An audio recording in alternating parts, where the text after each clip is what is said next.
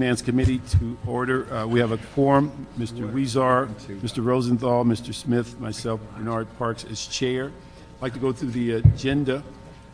We have closed session items 1 through 9 today. Also, we have a consent item, if we can agree on item 12. We'd like to also, when we come back in open session, is deal with items 8, 9, 11, and 13, and go to 10 as the last item.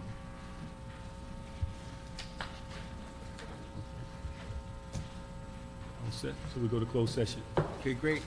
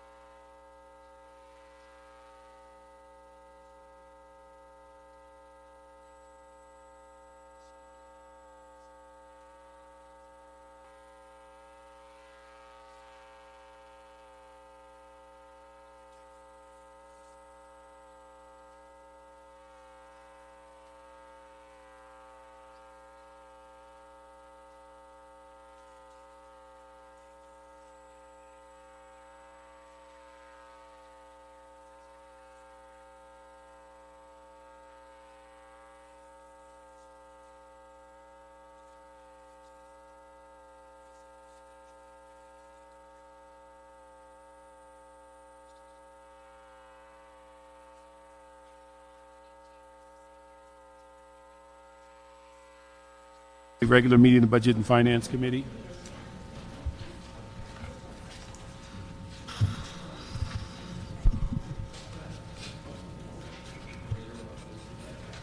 Okay. Should we start with item 10?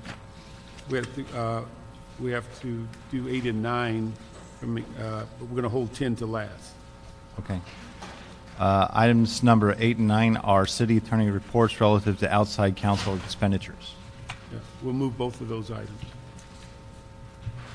Item 11 is a motion relative to CAO and CLA to report back with recommendations for a pilot zero-based budget exercise. The Audits and Governmental Efficiency Committee on October 15th recommended to note and file this report.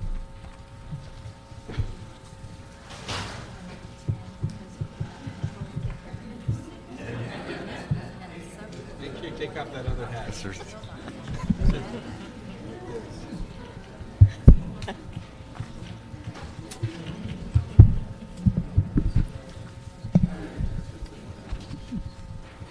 How come Ray Serrano's over there laughing so hard? What's? Oh, okay. Let me ask one question as before we get into item 11. It seems like we had tried to address this in the budget instructions at the end of this year's budget, and they, remind me, were they rejected by the mayor's office, or we pulled them back, or? I believe they were amended. And then this motion came in subsequent to that. This motion did what? Came in subsequent. What was it, the final wording in the budget document for this year? I'm sorry, I don't have that wording with me. No, we did that. But I can tell you what we've done. Okay. 'Cause, I mean, is it similar to what the motion is asking?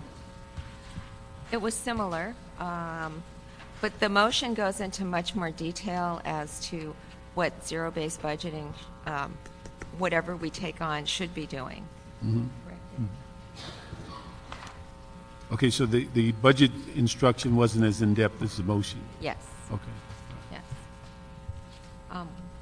Since the time this motion was introduced, CAO and CLA staff met with the mayor's office, and as instructed by the Budget and Finance Committee and this motion, and we discussed several strategies on how we might be able to identify several departments to go through a zero-based budgeting exercise.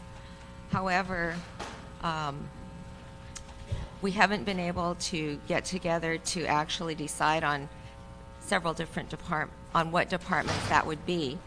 And I think this motion really puts into light that zero-based budgeting is not something that could likely be undertaken at this point in our process in order to successfully and to do a thorough job in order to submit a budget for 2009-10.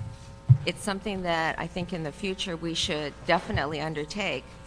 But what the mayor's office has told us they've asked departments to do with regard to their budget submittals for 2009-10 is to, in fact, give more information on the what is in the base budget in terms of programs and services and the levels of services that are being provided to the public, which I think in my naive attempt when I was writing ideas for the council in what the council adopted was to really get more of a clear idea of what was in the budget, in the base, I'm sorry. Mm-hmm. And so I think that if departments come through with what the mayor's office has asked them to do for 2009-10, you will be getting more information as to what is in the base, in addition to the year-to-year changes that you typically see in the blue books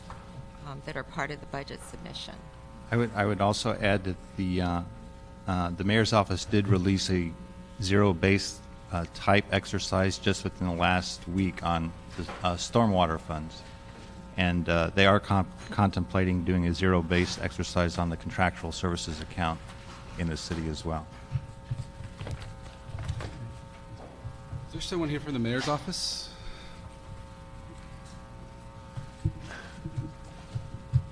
This motion was put in May 30th. I was wondering, what's the mayor's understanding or the mayor's office understanding about the direction that was given in the adopted budget last year on zero-based budgeting? It's our understanding, Ben Sahel, the budget director, mayor's office.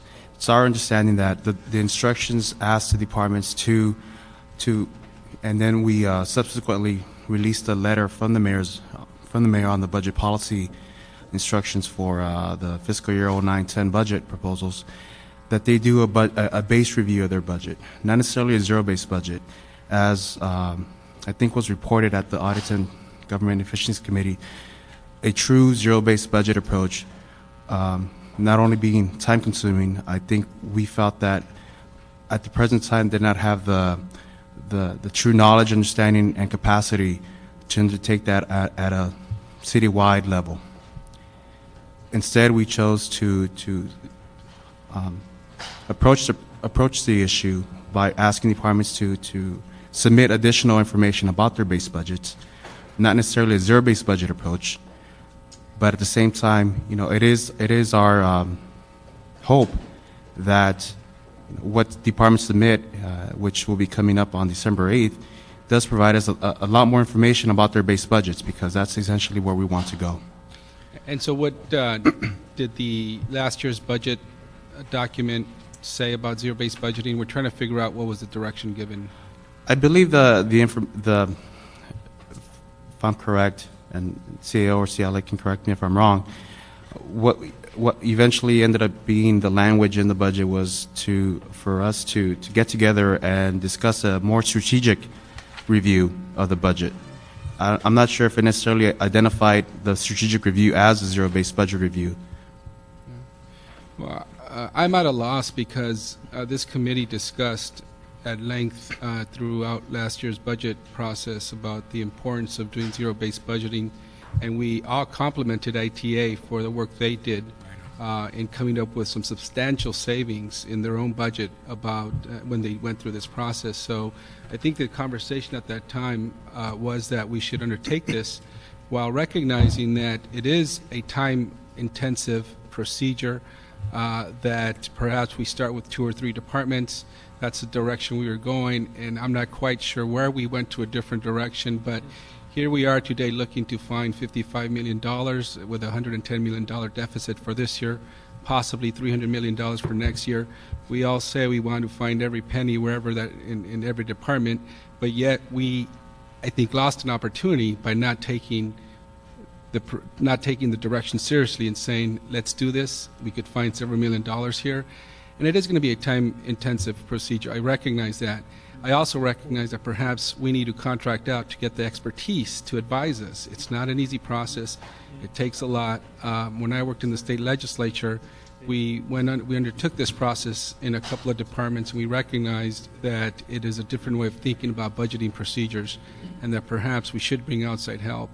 I think we've lost an opportunity for this coming year, but I would hope that we do take this seriously. It sounds like everybody was in agreement, but here we are, and we didn't really do it. I understand that the mayor's office has asked for more information from each of the departments on the baseline, and we're not just doing incremental budgeting like we have done in the past, where we ask, give us 1%, 2%, 3% of possible cuts. But we are going deeper in each department. I appreciate that, and I think we should be doing that to really uncover what are the core services of the city in each of these departments. Look at that core and then say, what else can we afford in this tough budget time? I appreciate that that's what we're doing in some departments, but I do think it's not the product itself, zero-based budgeting, it's the procedure that you uncover a lot of things that we may ask ourselves, should we be doing this? Are we in the business of doing this or not? And I would hope that we do undertake this the year after, if not this coming budget. If I may, council member, I wouldn't say that we didn't take the looking at zero-based budget seriously. In fact, the mayor's office met with 4 departments that had indicated to us have done zero-based elements of zero-based budgeting in their process. We met with ITA, we met with sanitation, contract administration, and Bureau of Engineering. All 4 departments have indicated to us that they've done elements of zero-based budgeting, and we met with them. What we found is that Can you go over those again? ITA? Bureau of Sanitation, Contract Administration, and Bureau of Engineering. Okay. And you're correct. I believe the benefits of zero-based budgeting is a process. But the fact of the matter was that unless there is somebody kind of going, not kind of, but actually with those departments as they go through their own process, what we see in the mayor's office, what you see in the council offices, is the end result and not the process itself. So in many ways, you have to have somebody, whether it's somebody from the CLA, the CAO, or the mayor's office, with those departments as they go through their process to really fully get the benefits of a zero-based approach. Otherwise, what we see is the end result of that process. We don't see the departments going through a process analyzing, do I really need these $10? We get the end result, which may be a request for $12.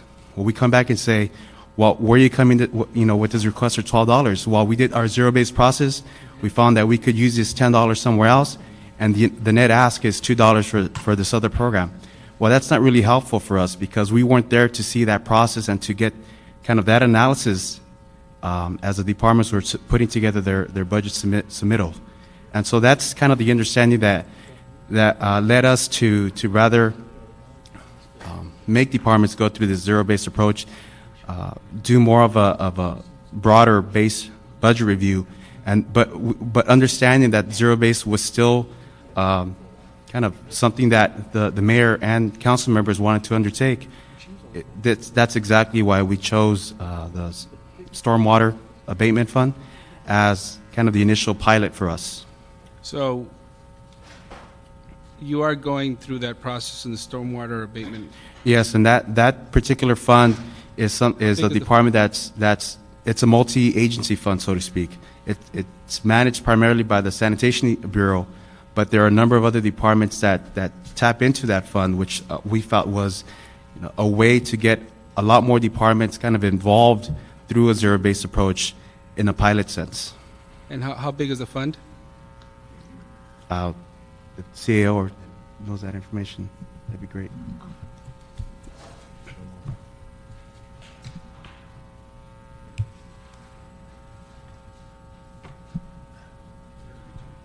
About $32 million, of which the general fund does subsidize about $13 million of that. That's why that particular fund was chosen, because there's a great need to look at that fund and see if we can maximize the general fund reimbursements and still look at the priority programs that have to be accomplished. And so the idea is, as I heard it, that there's different departments that use this fund, that tap into it. If you go through the procedure in that one fund, the department heads or their financial administrators will get familiar with the process. Yes, there's about 6 to 8 departments that the memo went out to specifically, and they were all asked to identify everything that's being funded within their departments from that fund. Okay. And ITA went through the process for last year's budget. Did we talk to their financial person and say, can we use your expertise and advise the other departments on what you did? ITA did go through the process. What ITA informed us was that, aside from it being a difficult process, for that 1 year, that they felt it was still going to be, an even much more difficult process to try to go through it again, second year. They had developed some interesting tools that we felt might be worth exploring further to see if that could be something that could be applied in other departments. It was somewhat of an access database that identified each individual funding item and categorized it into a service, a program, or a project. We thought that should be something we explore a little bit further, but at that time we frankly didn't have in ITA speak, the bandwidth to continue that exploration at that time. Yeah, well, thank you. Well, hey, colleagues, I'm somewhat disappointed in that we didn't really take this up for this coming year. And when we do incremental budgeting the way we've been doing it, this committee is left up with some very few options about what we can do to reduce our budget and our expenditures. But if we have zero-based budgeting, a lot of that work, the questions we ask through this process, well, what else can we be doing? That's done way before it gets to this committee and to the council for us to be able to have more alternatives as to what we can and cannot cut. So I would urge us that we continue pressing that we take up this procedure, perhaps look for some outside expertise to come in to advise 1 or 2 departments, because it is a year-long process. It's not going to happen 2-3 months and uncover what's within each department, and it really asks some very basic questions. What is the goal and function of that department, and how much money you need to fulfill that goal and function, and what else have you been doing that's not necessarily part of that core function, and should we be doing it now in these tough economic times? And that's a very basic way to go about it. Yeah, obviously, I second this motion. I've been talking about this for 2 years, zero-based budgeting. And when we put that motion in play in May of this year, it went to the audit committee first, which of course is appropriate, and then it came to us as well. My suggestion is, and I was in the private sector for 22 years, and we always zero-based budget. We always redefine the mission. We always redefine the org charts. You know, there's simple things like org charts I ask for. I never can get a real decent org chart around here. But those are fundamentals. My suggestion is that the mayor consider an outside consultant at this very point to take a hard look. We're going to have the roughest budget process that we've experienced as a city coming this spring, okay? And I don't want to just build on what exists and add to or subtract. I'm tired of the discussions about getting rid of the help in the library or in the parks or you know, the baseline services that my constituents depend upon, again, being somewhat threatened by an incredible crisis we're in nationally, statewide, and locally. We're all in this together. So my encouragement would be, and that's why we put the motion in, was to get some significant strategies developing that question missions, question org charts, question every position within the bureaucracy that exists. Does this make sense in 2008 that it did in the year 1995? I mean, we're in a changing world within our government services. So I really urge the mayor to reconsider this and do pick a few departments to show how we can do it, so that when we're sitting with cutting up a nickel or dime left of the pie of $7 billion, we're always told we have very little to play with. We would love to know if we can somehow scrub the numbers and scrub the process. So could you go back and get that kind of sensing? Well, I mean, I think we've made a commitment to do as much of a base budget review as we can, and we're asking the questions. I think you guys ask great questions. I think the next step is actually reviewing those answers that we've gotten, because we have gotten answers, and it's a matter of whether or not we want to pursue those answers and actually implement some of those answers that we've gotten. That's kind of a troubling answer to me. That's saying that the mayor's office is deciding what to do with the answers they got without telling us what the answers were. Is that right? Well, we have gotten some answers, and frankly, we don't always. That's exactly what you said a minute ago. What I'm saying is you've got the answers and you're not giving them. No, I'm not saying that we've gotten all the answers. I'm saying that we've gotten, we've asked the questions of departments, identify services, identify items, and we've gotten some answers, and by December the 8th, we expect to get all those other answers to those questions that we've posed. Mr. Weezer, I think you and Mr. Rosendahl are on the right track, and I remember we've had this discussion going back into the days of Dick Reardon, and we never really did it. I think it's time we do it, and if it means spending a couple $100,000 to bring an expert in the field in to teach city and staff members how to do zero-based budgeting, it would probably be worth millions of dollars to us in the long run, and that's a good expenditure. In a time when we shouldn't be spending money, that's an expenditure that creates money, I think. And so I think you guys are on the right track. I'm not so willing to just sit and wait to hear back from the mayor on December 8th on what his interpretation of the answers he got back is. I think it's our job as a council to have those answers and have those questions asked, and to look at zero-based budgeting as a realistic exercise. And as you guys wanted to originally start off in a few departments, I think you should go forward with picking out some departments, saying we want to do this, and tell the mayor this is our proposal. And if he chooses to veto it, then we'll discuss it in council again. But I think we need to just get going on something, and we can't wait and wait and wait. We've been waiting here since Dick Reardon was mayor on this discussion, and it's really now's the time to do it more than ever before. I think. Now I wouldn't start with the police department, because that would take 3 years just to figure out what to do. But I think we should pick off some departments that are realistic, where we can make inroads, and I just think you ought to go forward with it, not just say, let's report back, let's wait. Yeah, I'll second that.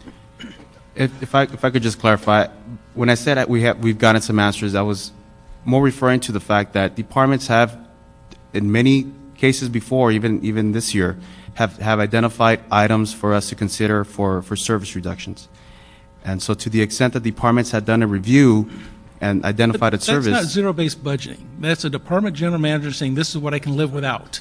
Right. And that's not always what we can live without. And I think as a city family, to continue to be a well-run, financially well-run city, we need expertise in this area, which we have none. And it's time to bring some in, I think, to do this process, because, and I'll be the first to tell you, zero-based budgeting can't be an ongoing, every single year process in every department. it just wouldn't work in city government. But we have to pick and choose where we can do that, and I think we have to do that. And I just don't want to wait anymore. And frankly, this layoff business that we might be subject to, I would rather it not be based on seniority and all these other union issues, but based on functions of jobs and structures and org charts and missions, which is really the way you should look at running a government like you would run a business in that regard. It might be a tool that might be more effective in using it if the rubber does hit the road in such draconian ways next June. Sure, let's move this motion to council, and I agree with you, Mr. Smith. I think we have some time before we start developing the next year's budget, but you're right. If we keep asking for report backs, we'll be in the same place next year. Maybe 5 months to get this. Yeah. One of the things that I'd like to see if we add to this is that give us in the committee report the language that was put in last year or in this current year's budget, and then what was the amended language that exists now. Because I thought we tried to address it, but the amendments, I believe, kind of watered it down. I think we left zero-based to strategic budgeting or something. I believe that was the change. I'd also like to suggest that not only going forward with zero-basing several departments, but also having the council involved in the process. I think that that's a key that I've been hearing from all the members. Well, I think what's important, and from hearing from my colleagues, is that, there's the way the process goes. We kind of wait until the budget is produced. We then get it for maybe 1/5 of the time to create a council's version of it, and then we generally get it done during one day or to a day and a half in council. And so there is a sense that their input isn't being asked during the regular process, and they're getting a end result. And so I think if we had more of, and again, it's not the end result, the process that was more available, we might have more council members taking an active role in getting their input into the process. But I think that would help on the committee report, just because I thought we'd addressed these issues, maybe not in this depth, when we put some of the instructions in this year's budget, but I remembered that they were amended because of some concerns. So we can add that and then move this motion forward, asking the CAO and CLA to come up with recommendations that will assist us in moving forward in this coming year's budget. Okay. And Council Chairman, knowing that the mayor's proposed budget is due to the council on April 20th, we'll do what we can to make sure that you are informed of the decisions that we're reviewing and get input and feedback from you as we can as well. Thank you. And one other thing, and this is a side note, one of the issues we just met with the mayor about a mid-year review, and we'd hope that based on those conversations that we can make sure that the CLA and the CAO are sitting side by side with the mayor's office as you are going through the mid-year review, so that we don't start from basically a new start after you're finished the process, because we only have at best about 2 weeks to address this issue with this committee before we go on recess. So we'd hope that they get a running start on it so that they're fully aware of what is being recommended and making whatever adjustments that we may need. So I think that was kind of the substance that came out of the meeting with the mayor for the mid-year review. Yes, that is the hope, that we share the information as soon as we can with the CLA. Thank you. So how did we leave our motion now? What are we doing? We're going to move forward and come before the council? And hopefully there'll be some stronger positive answers on it? Well, it's at the end, the mayor proposes the budget to the council, and whatever process is undertaken is going to be subject to what the mayor prescribes. Yeah, I know, but our encouragement to the mayor is that some of the notions in zero-based budgeting can be very helpful as we go down into a serious spring before we cut. We agree. We agree completely on that point. Okay. Thank you very much. Okay, item number 12 was approved on consent. Item number 13 is the city treasurer's investment and cash management report for the month ending July 31st, 2008.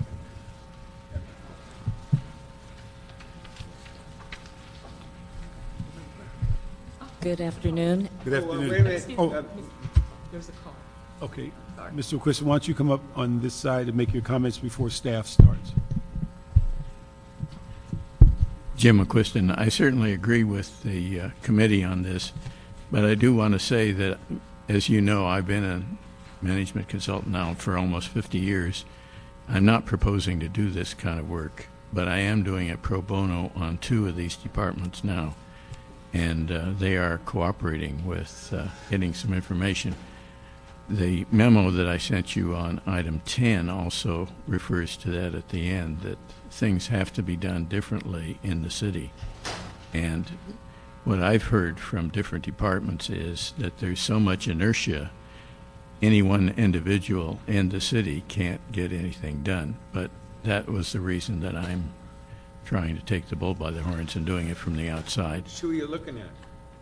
Pardon? Which of the 2 are you looking at? Right now, we're looking at the planning department and building and safety.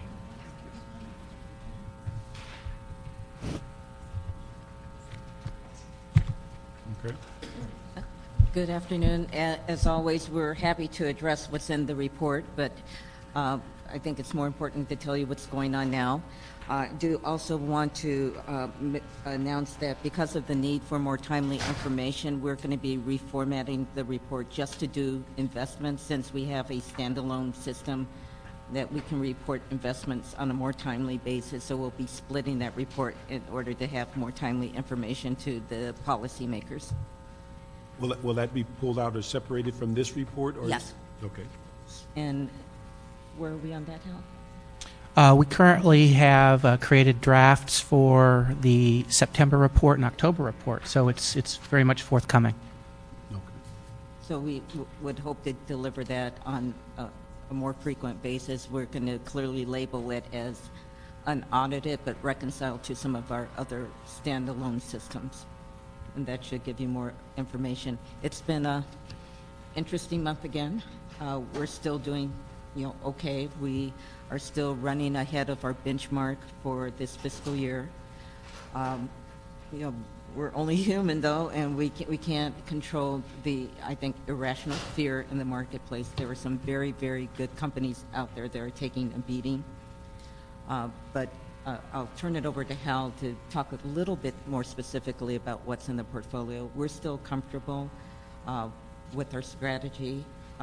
We've been asked by Standard & Poor's to update some information for the retention of our AAA. So at least, no matter what you think of the rating agencies, they think we're still doing okay. Yeah, just as a brief backdrop, from an economic standpoint, we believe that we're actually in a recession now, where we're going to see 1 or 2 more quarters of negative GDP growth, and that's primarily due to the fact that the consumer has pretty much been shut down at this point. The capital markets have been such that there's been a real flight to quality from equity to fixed income, specifically U.S. Treasuries, and the Federal Reserve is expected to cut rates this December 16th by upwards of 50 basis points. The overall portfolio has weathered the storm pretty well during the past few months. We've kept a very diversified strategy. We have very little risk to any one particular issuer, and we continue to monitor each credit in the portfolio very tightly. And fiscal year to date, we're ahead on an absolute basis. That means the portfolio overall has grown in value since June 30, and on a relative basis, relative to our benchmarks, we've also been able to eke out a little bit of a positive benefit for the city. From those words, what is that in dollars, in the sense of ahead of our projection as relates to dollars in our portfolio? Or Well, I hate to say that, because knowing the market, it could be the opposite. We were up, at least we're focused on the general fund, and I think we can safely say a couple of $1 million, maybe a little more, but I'm very comfortable with a couple of million at this point. And that's above our projection? That's correct. Okay. Okay. any other good news as far, and you said, what is the issue? Are they disputing our rating, or is it Oh, no, just? not at all. They just wanted us to update information. Okay, and that information is what's in our portfolio and our success? How it's managed, what's in the portfolio, composition of staff, our basic investment strategy. If I could grab on that for a second. First of all, how much do we have in our portfolio? The overall treasurer's pool or general pool is over $5 billion. $5 billion? About $5 billion for the overall Right. general pool, and within the general pool, we have the general fund investments, which typically make up about 16 to 17% of the general pool. And the But we rest? also have another, couple of billion in special funds that we do manage. Okay, so you manage $7 billion? Mm-hmm. Okay. And when you say the mix is working and we're doing okay and we still might be AAA, what is the mix that we have going that's been our formula? Yeah, the majority of the assets are in U.S. government securities, and then we have a smaller percentage in high-quality corporate bonds. And we also, we don't go up to the maximum that's allowed by California Code. California Code allows us to have 10% in any one issuer. We limit that to 5%, and we're very much more comfortable with 3%. Or even less. And what kind of yields have we been getting from both of those funds strategies? The yields right now for the general pool, general fund is right in the area of 3% on a current yield basis, right in that. It varies continuously. So you can conclude on our level of most people listening that their 401ks were not in such secure mixes. Right, yeah. The portfolio is very conservatively managed. Thank you. I just want to commend you for staying ahead of the market. There's not many people who've done that. And to eke out any kind of profitability is in this marketplace is extraordinary. So I'm sure it keeps you up late at night, and I think you're doing an extraordinary job so far. Well, we appreciate it, and, we're doing the best we can. That's no guarantee that at the end of the year, but, we're doing the best we In can. this market, I don't ask for guarantees, just keep trying. So can we say that from today to a year ago, we've had those type of yields, about a 2 to 3% yield, positive? The yields have actually come down a little bit. With the flight to quality, yields for investments have fallen, but we're still able to yield somewhere. We were yielding a little bit more in last fiscal year because the yield environment was higher. Well, it does sound great. There's been some, aside from those institutions that are filing for bankruptcy, a lot of these those who have huge endowments are seeing decreases of about 25% or so, or 20%, and so for us to be in this situation is pretty incredible. But is a lot of this dictated by state law, by federal law, about what municipalities should, how we should invest our dollars? Well, the California Government Code is like the umbrella, and then there is a city investment policy that can go up to but cannot exceed anything that is in the state code. What we do internally, we go a step further, and we actually develop for our investment staff investment guidelines that in some cases are even more conservative than either the code or the policy. Thanks. Thank you very much. Appreciate it. Thank you again for what you've done for the city. Thank you, and all the credit goes to my staff. They're great. Oh, God bless you. You built the staff. Thank you. Item number 10 on the agenda is the CAO report relative to proposed budget reductions.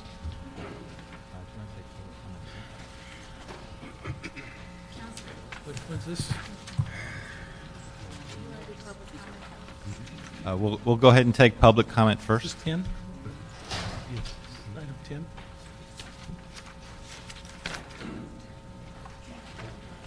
Well, we have the, I'll call up public comment, and you can sit on the, we'll bring 4 at a time. Mr. McQuiston on item 10.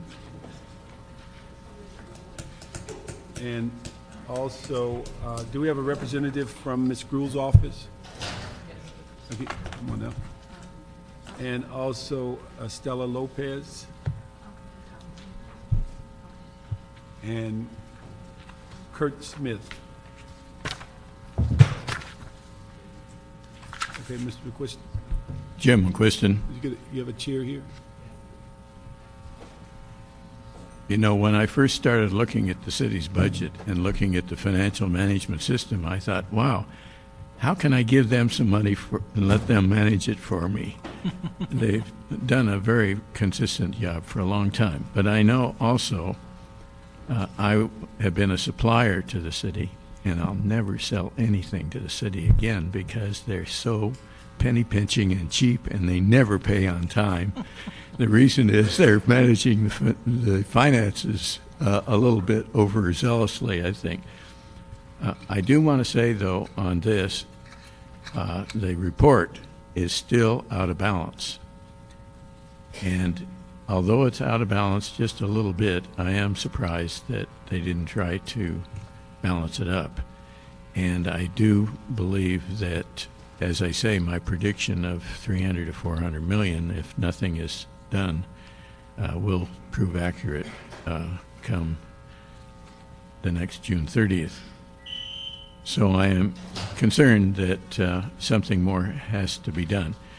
If you read my report, you'll notice that I came up with a fantastic amount of money that we can get. There is one catch, and that is that we have to actually run the numbers and see how much we're losing on income. And that can be done quite easily. It's all computer set up. It's a spreadsheet. All you have to do is push a button, revise the interest rate that you want them to use, or the so forth, and out comes a number. And that number probably is going to astound everybody. And when that number comes out, I'm sure everyone is going to say, we have to do something about this. Let's get some real Cracker Jacks on this and break this thing down. From my legal experience, I'd say it's not going to be very hard to do. I've put in one alternative, but there are several other alternatives to get it done. It's just a question of choice. And I have distributed this also to the city attorney, the mayor, the CLA, and the CAO, and you all. So you all have it. I hope you do something with it. All you have to do is make a motion, get them to start pushing this button on the computer and find out what the actual numbers are. And then I think then's the time we want to take action. But I do want to say that that number that I came up with surprised the junior out of me. And it's a pretty conservative number per year. Thank you very much. Good afternoon. Daniel Tarica from the Office of Councilwoman Wendy Grohl. I'd like to read a letter from the Councilwoman into the record. Dear Councilmember Parks, I'm writing to comment on the proposed 2008-09 budget balancing measures that are before you today in the Budget and Finance Committee. The report released by the City Administrative Officer dated November 19, 2008 details the current budgetary shortfalls and offers options for the City Council to consider to partially mitigate the shortfall. We know that this is only a foreshadowing of the budget cuts to be taken before the end of the fiscal year and for the next fiscal year, and that all departments need to reduce spending to balance the city's budget. While this report raises many worthwhile reductions, we need to ensure that our cuts do not compromise our residents' safety. The reduction in the city's crossing guard program should be removed from the list of reductions before you because it compromises our children's safety and exposes the city to unnecessary liability. Crossing guard locations have been specifically chosen by our city's experts based on traffic and safety data with children's safety in mind. This committee should consider alternatives to the reduction in the crossing guard program do not place the city at risk. One reduction that I proposed was a reduction or elimination of the city's parking validation program. Currently, the city spends approximately $750,000 in parking validations. While these funds are a combination of special and general funds, the reduction in parking validations would ultimately reduce expenditures from the general fund. Additionally, we need to move forward on implementing the city's collection sheriff's recommendations to ensure that the Office of Finance is collecting all of the city's outstanding revenues. The recommendations raised to improve the city's collections process need to be pursued vigorously to improve collections. I have also asked that the city change its alarm permitting process to require a police permit upon installation of the alarm. We anticipate that this will increase revenues and greatly assist in collecting fees through the city's false alarm tracking system. We are awaiting the completion of the implementing ordinance from the city attorney and have asked that the ordinance be expedited. We need to continue looking at and improving the city's revenue collection processes and ensure compliance with the city's existing laws. We're anxious to hear back from departments on the mayor's budget letter released on November 21st, 2008, and will consider those reductions during December to close the remaining budget shortfall. I'm also attaching the letter that you and the council leadership released to assist in the review.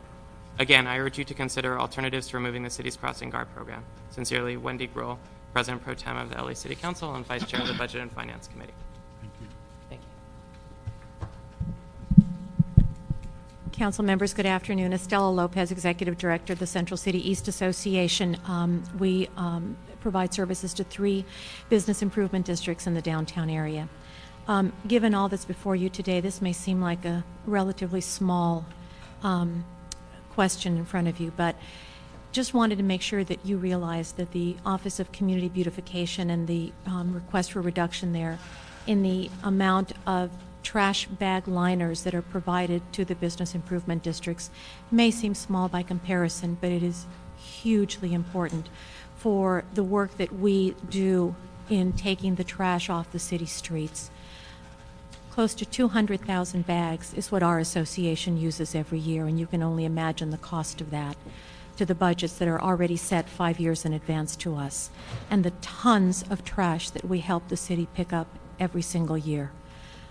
So we are here, my colleague and I, and Ken will speak for himself, we are here to implore you to please continue this partnership with the business improvement districts to help us continue to pick up the tons of trash that we do on actually every given day. I'm Kent Smith, the Executive Director of the LA Fashion District. I just want to echo Estela's comments. We use 260,000 trash liners every year. We're picking up over 2,000 tons of trash, much of which is illegally dumped in our district. The cost of that, we estimated around $1.3 million. It's hard to believe, but trash liners for our property owners and our merchants are the symbol of the city's cooperation with us in removing that trash and keeping the fashion district clean and safe. Our property owners know that's been provided. Taking it away really hits us where we have no way to make those budget adjustments, and we're going to be faced with reducing our services, making our district a little dirtier and a lot less safe. Thank you.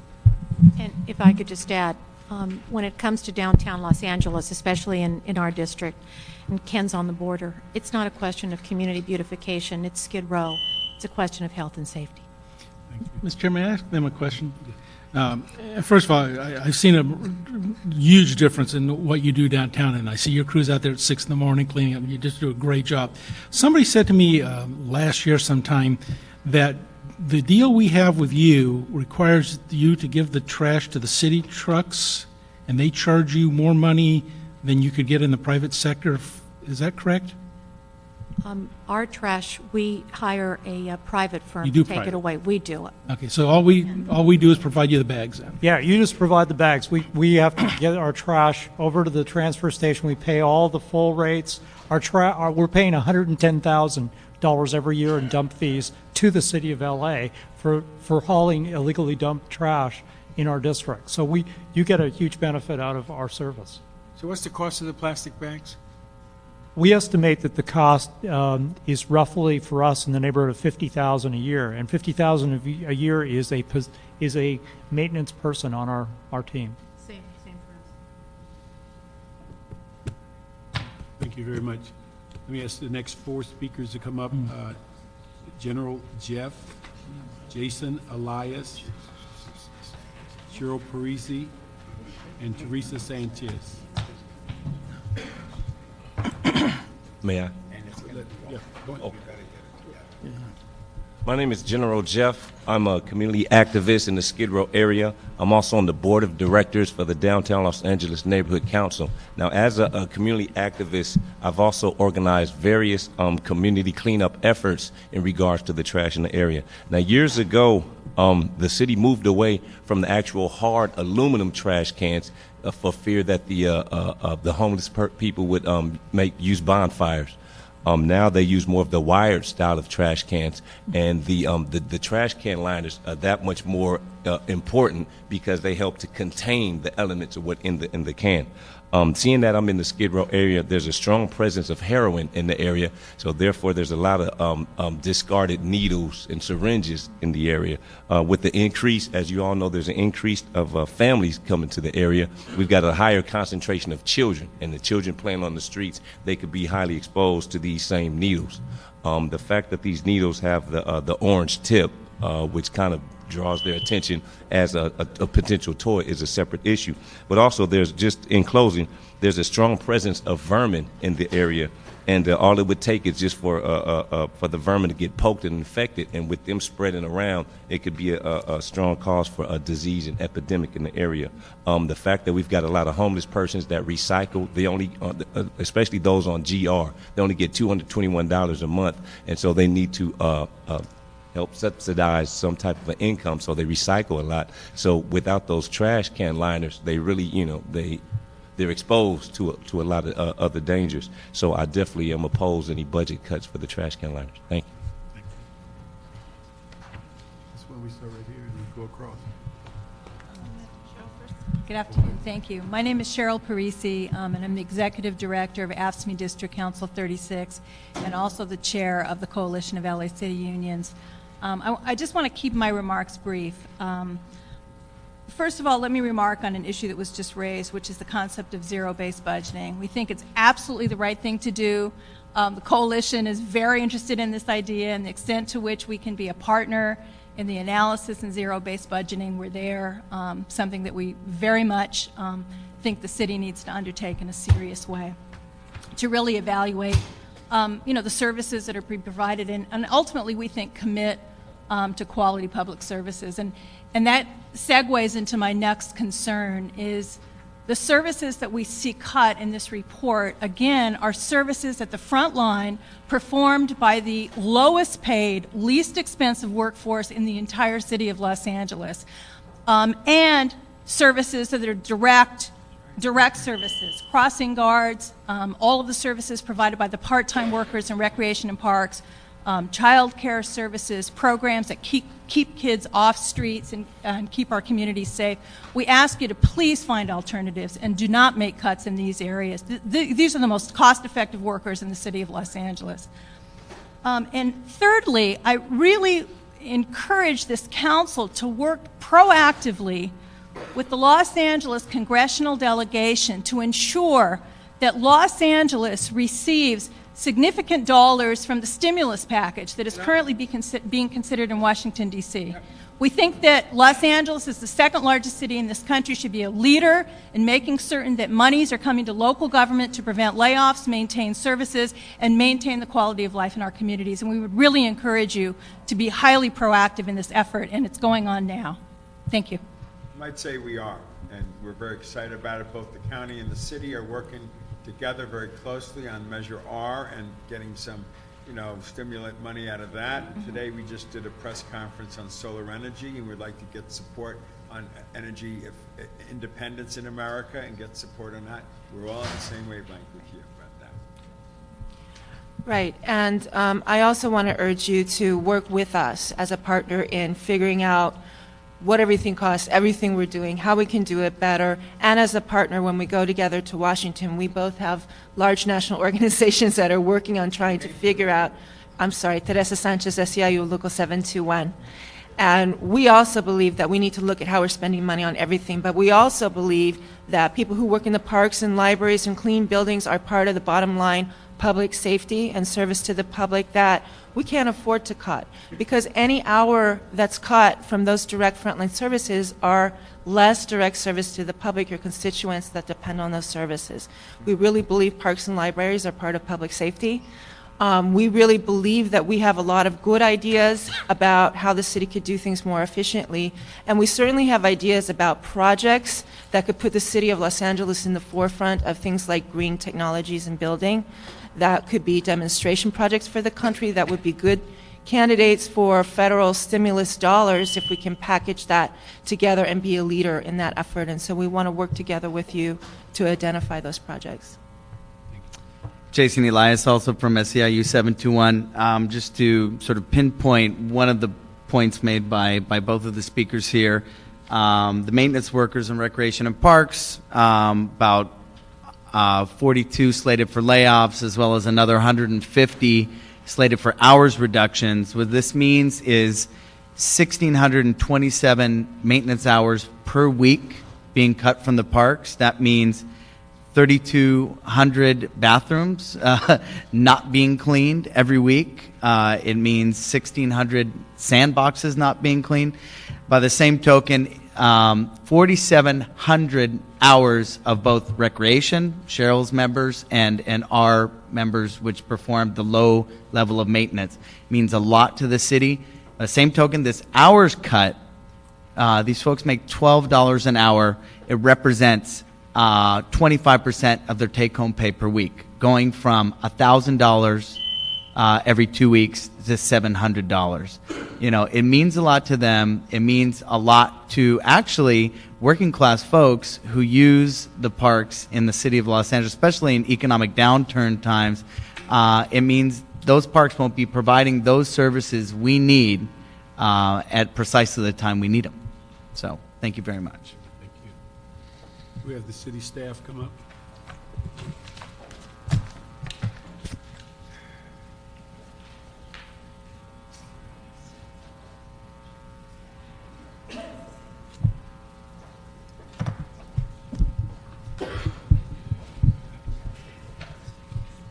Afternoon. Good afternoon. You know what may be helpful for us if we just use the report as a guide, and if you can kind of go through the report itself, and as questions come up, we could ask them so that we get a clarity, and then I'm sure everybody will have questions at the end of it. Okay, and I'll leave that up to Liz, but I want to actually have a few remarks that I wanted to make sure the committee is aware, and I think most of you are, but certainly we had projected a shortfall of roughly about $110 million, and it was kind of a 50-50 split, 55 in revenue and 55 in expenditures. And the 55 in revenue, it included sales, business tax, hotel, parking, departmental receipts. And that number did not include any potential hits from the state, nor did it include any large property sales that may not go through. We're in the process of putting together our next FSR, which is separate in part from the mayor's exercise. But in that, it will provide an update on revenue. And unfortunately, I think we're going to have to take down our sales and business tax revenues even further. As we look at some of the data that's out there, and I have a chart here and I can pass it around, but basically this shows the state's cash receipts, and we have roughly 7 consecutive quarters of negative growth. We lag the state. We're still looking at our spring quarter receipts, but basically this is going to hit us as we go forward next year in 2009. And so what I want to stress to everyone here is we need to take some action, and we need to take some action by the end of the year so we can address both this year's deficit and certainly as we look forward to next year in 2009, 2010. Let me ask you, Ray, when you say take them down, any idea where we may be going? Because I think many of them we projected even, or maybe 1%, or any Well, idea? we took down our business and sales by 1%. We brought down our hotel from 5 to 3. I think we're looking at bringing down basically the sales and business by another 2%. So we'd have a negative growth of about 3% this year. Okay, what is that in dollars? That translates to 15 to 20 million. 15 to 20 million below what we projected. That's correct. And so that would, as far as the numbers you gave us in currently in this year's budget, where we're saying 55 million in revenue and 55 million in expenditures. That would bump the 55 million up in revenue to about 75. Okay. And that's assuming everything else goes through as planned. Okay, that's assuming that our expenditures do not go beyond what we know now? That's assuming our expenditures do not go beyond that, nor do we get hit by the state and other, as they try to balance their budget.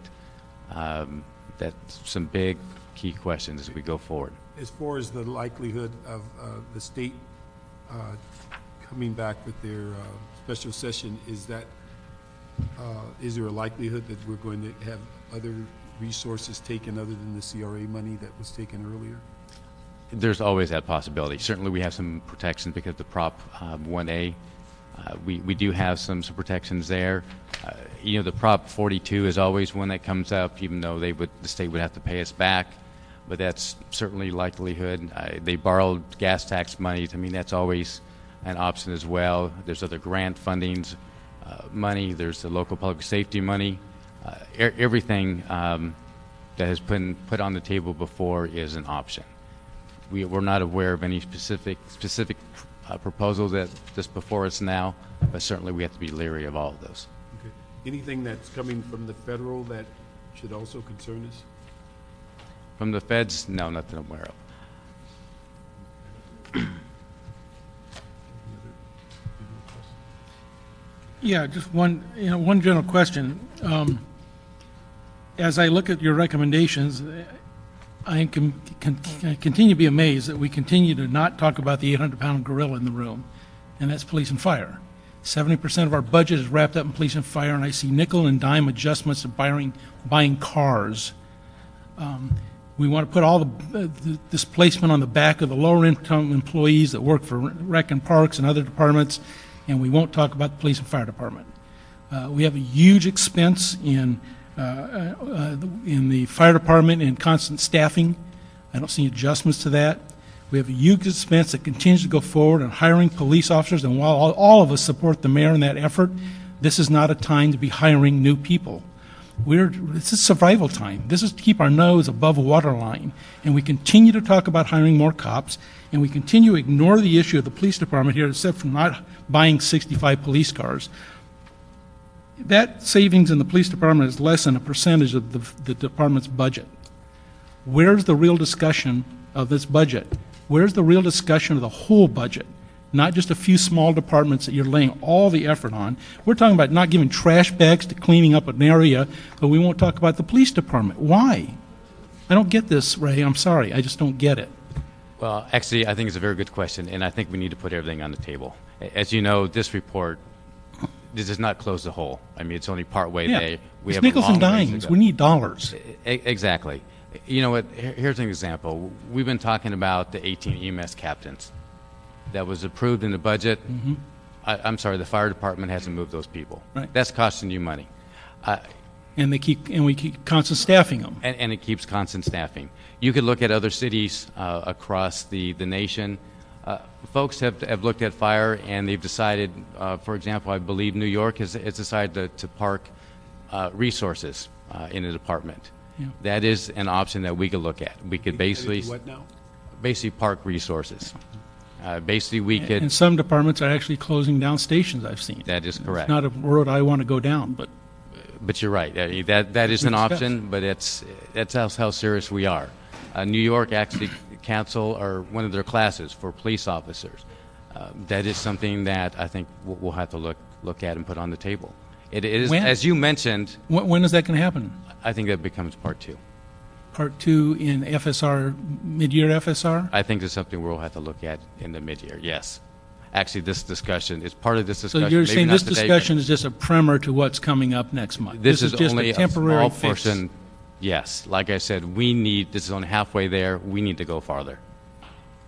Well, I like that, and if I could just cue off of that, everything needs to be on the table. There's just no way not to discuss this without putting everything on the table. Secondly, what role does the Controller's Office, if any, could it play in giving us a fresh, scrub numbers look at some of these bigger departments and some of these issues? Is that a role that the Controller could assume under the city constitution here? There's been a number of audits that the controller has taken up over the years. There's been a number of recommendations that have been put on the table. Some have actually been implemented, others have not.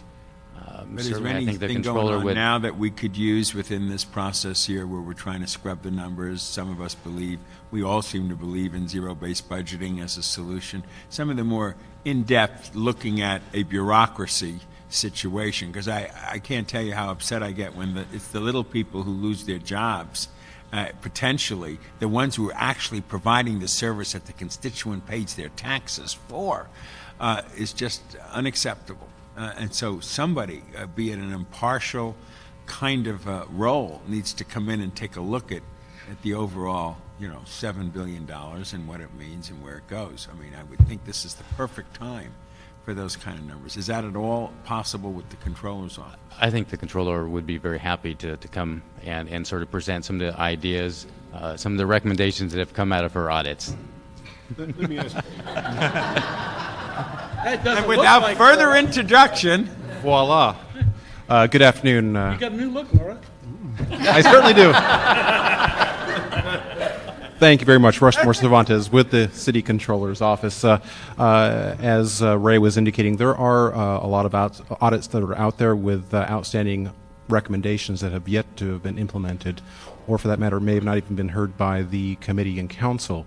At the very least, our office can release a comprehensive look at the financial audits that have been released, as well as the performance, and kind of lay out what audits have not been implemented as of yet, which will be able to be implemented with little or no cost, others that are more long-term where it requires more planning. So, let's face it, some of the audit recommendations require an infusion of money that will net you savings down the road. So it's immediate versus long-term, and we can provide a report to this committee and council. For that, or can we just welcome that as part of our process going forward? We can welcome that. You can welcome that as part of the overall discussion, but we'll submit a separate report. We can get an instruction from this committee to get that done. We can certainly provide that to this committee. Great.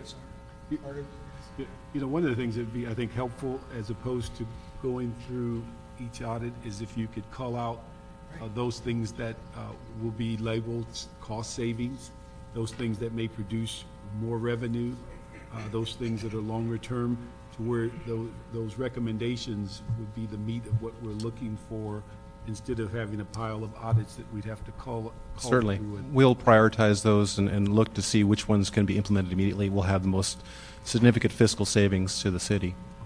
And on the other hand, I'd say within 2 weeks. Great. And on the other hand, what our office continually does is reviewing the revenues as they're coming in. Of course, the big matter will be December, when we receive our first property tax installment. We don't know exactly what it's going to be, and it'll be a telling sign once we receive that. We'll kind of know the direction we're going in for the supplemental payment, which will be in January sometime. Ray, let me ask you, if they had that available in 2 weeks, this listing of items that could save money and create revenue, was that fit into the timeline for the third FSR? It would fit. I think it'll take some time, maybe folding some of those in, but I think we should be very open to the discussion in that list, and I think we need to have it in front of us as we discuss. So we can work together and get the timing? Absolutely. Because you're a week or two away from the FSR 3? The FSR, yes. Okay. Now, they'll be separate to, with the further reduction report, but the FSR is really going to be giving you an update, taking into account these actions, but also the revenue. So.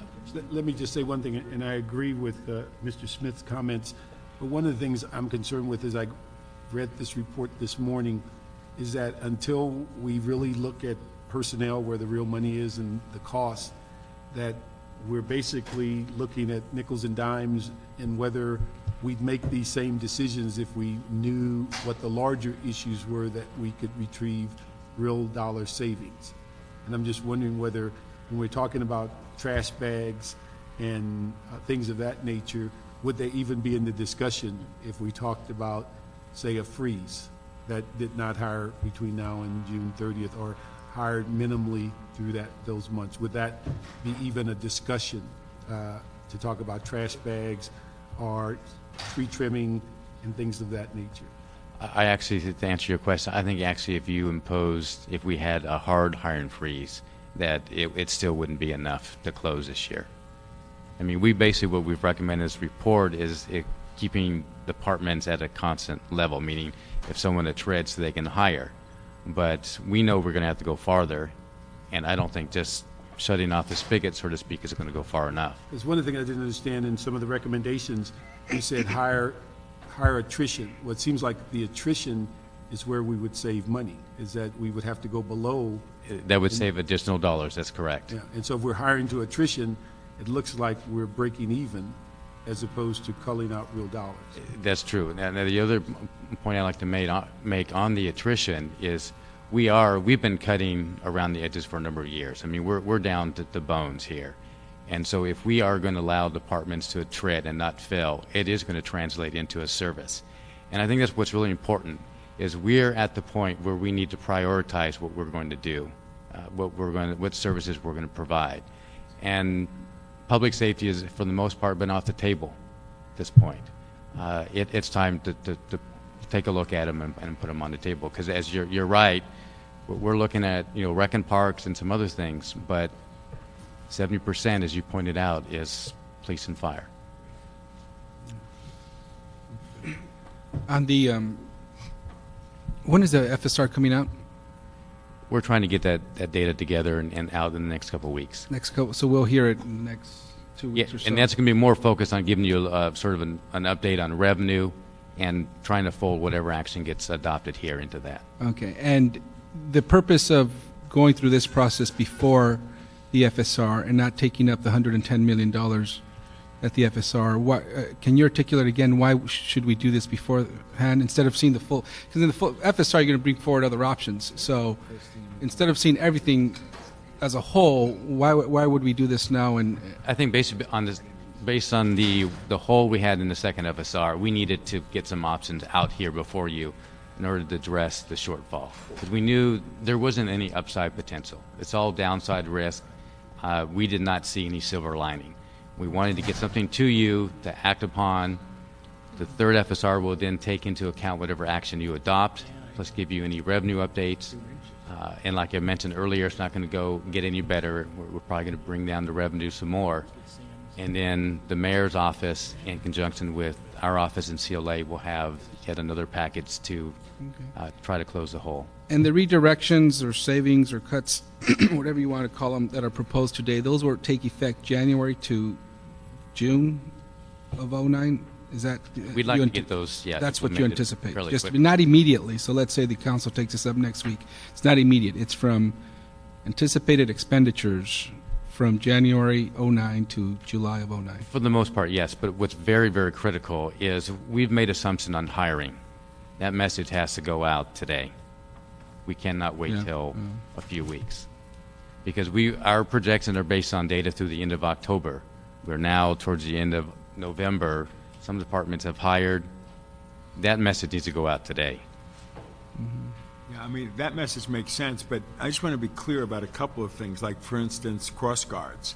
I'm not in favor of that. I'm not in favor of these left-hand turn signals being eliminated. I'm not in favor of the library personnel cutting back. I mean, a lot of these small items, which are real people, I'm not in favor of. So you're just giving us a heads up about this, or you want us to take action on that? I actually believe you need to take action on these particular line on these particular ones. If you want to pull out the crossing guards, that's fine.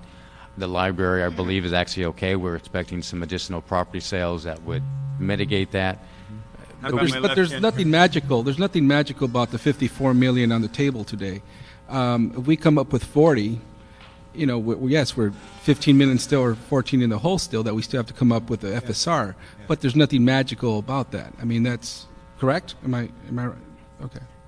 Council members, Ben Ceja with the mayor's office. I would also say that if you don't want to review some of these options now, I would say there's another opportunity that you would have, as the mayor has indicated in a memo that he sent out to all general managers. He's requested them to submit to us by December 1st, basically their work plan that would take us from January 09 to June, and we've made a commitment to the council leadership that we would get that packet to you by December 11th, allowing you with enough time to place it on committee, review it during committee, and review those options and the options you have now in the bigger picture, so to speak. So basically, you're saying that the departments have seen this list of cuts. So you're challenging them to come up with a dollar figure that might meet this. but Well, not this. we're actually challenging them to either offer some alternatives to these, but also go beyond those and come up with an additional 3% reduction prorated for half of the year, from January to June. And the reason however, I would agree with the CAO in terms of the message to departments relative to hiring, that the CAO has recommended hiring only based on attrition.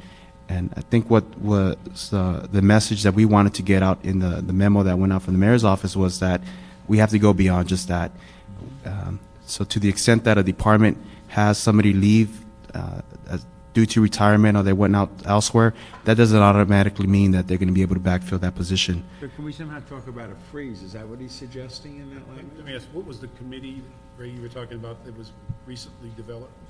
I think there was a proposal to actually, well, let me back up. Right now, we have the man's hiring process. Departments submit requests to our office, and then we forward the recommendation to the mayor's office and also CLA. If both, if our office and then mayor and CLA agree, then just basically we send back a transmittal saying, department, you can hire. Now it's basically getting the three offices together into one committee, similar to the MFC, the Municipal Facilities Committee, and actually meeting once a week, and the departments come in and say, okay, I'd like to hire these 5 bodies. And then the committee at that point would say yay or nay. Or you can have 2 or not hire 3. And I would say that even before they get to the committee, one of the, like a pass fail would be, did somebody leave your department? Did they go through attrition to first even make them eligible for a hire? If I may, I would like to address some of the points you were making. This is, like I said, was only the first point, first step. Yeah. The stuff that was requested from the department, that 1% and 3%, only addresses less than the remaining 55 that's on the table. Now, the mayor's office has talked about the work plan, and so they're going to go through all of the work plans for departments. But we have a real hole here, and we're going to need to take some action this year. I'm not disagreeing with that. I'm just saying that if there are some other options that that are listed, and you'd rather take action on those at a later time, there will be an opportunity when we submit to you the revised work plans from departments. When you say revised work plans, is that what we refer to as the mid-year? Yes, yes. All right, well, why don't we go through this report, and we get to make some judgments on this report, and I'm sure we're going to have some instructions as we go forward.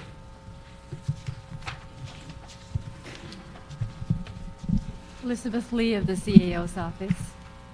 Would you like to go one by one? One by one. From Yeah, why don't page we just 7? use the report as a guide, and then it gives us a chance to follow your comments as opposed to jumping back and forth. As Ray discussed, we have, several proposed budget balancing measures, one of which is to the first one is to identify savings or reductions to offset internal deficits.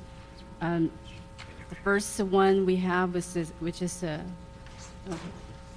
we'll just go through page 7, starting with the CAO's office.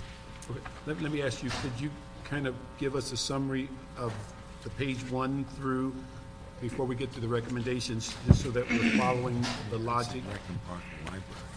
Okay. Well, the second FSR reported a budget shortfall of $55 million in revenue and $55 million in expenditure deficits. This report is intended to be the first of several attempts to realign our resources with our expenditures. As Ray mentioned, the continuing economic downturn threatens our revenue picture even further. Thus, the budget gap must be addressed quickly. Any delay would further magnify the shortfall and lead to larger and more severe reductions at a future date. The revenue shortfall means that $55 million of our appropriations is not backed up by cash and must therefore be reduced by a like amount. The amounts we are recommending to transfer to the UB Reserve for Economic Uncertainties must not be used then until it exceeds the total revenue shortfall amount. We are recommending the following actions totaling $54 million to reduce the deficit from $110 million to $56 million as follows. Let me ask Ray, with that number that we put in this report, with you cutting back on the projections, that dollar figure now is, you say closer to 70? 75. 75. So the 54 is now at 75. Is that accurate? Yes, that's assuming that the state budget cuts don't affect us and additional expenditure that's the general deficits don't ballpark. arise. All right. So,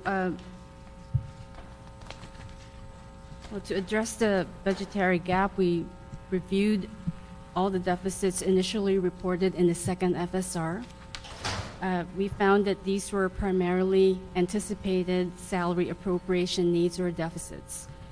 We found that departmental salary projections generally assume that hiring would be significantly greater than attrition. Thus, our office revised this hiring assumption, and we applied a strictly limiting our hiring to attrition levels. And with that, we identified that we could reduce our salary deficits by about $9.6 million. And also, we have instructions to some departments to stay within budgetary authority and restrain spending in order to absorb deficits identified in the second FSR. And that you could look at attachment 1. So we have 3 levels. We have identified savings to offset internal deficits. That's a salary savings. The second one is the transfers between accounts, where we've identified savings within departments to offset their shortfall. And the third one being our transfers to the UB, our recommended transfers. And lastly is additional general fund revenue of about $4.41 million. Let me ask you, go take a step back on page 1. You gave 6 recommendations there that if you can go back through those 6 recommendations so we can find out the status of those, or if there's concurrence as to what you're recommending. These were mentioned in our second FSR. We've asked that the city commit to, 1, a temporary moratorium on special event fee waivers. And let me ask Monique, that special event issue is coming next week? The 8th, December 8th? Yes. Okay, so that will be in Budget and Finance, December 8th. All right. The second is to adhere to the council's recently adopted policy on convention center waivers. Okay, now, let me ask Lynn from the CLA now, that's, policy's been approved, we haven't gotten the ordinance back. Do we have a process now that we're using the convention center policy as a guideline? Yes, the ordinance to codify that policy has not been drafted yet or naturally approved by the council.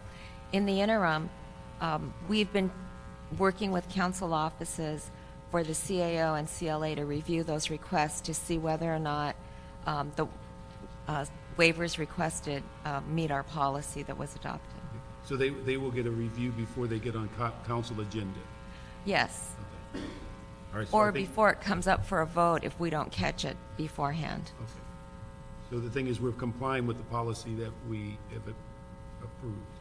Yes. So that's a yes, okay. Okay, the third one being review of special funds for potential general fund savings. Our office will come forward with an exercise. We've created this database, and we've listed all the special funds in the city, and we will apply some criteria. We will develop and apply criteria and work with departments to identify what the special funds can be used to maybe reimburse the general fund for prior year expenditures or current year expenditures. Okay. Now, we've dealt with this for a number of years about not only the creation of new special funds, but at one time, and is this controller here? At one time, I think we asked the controller's office, I think we have 1,100 or 1,000 special funds. We'd asked the controller's office to look at those and make recommendations. Is that something still pending?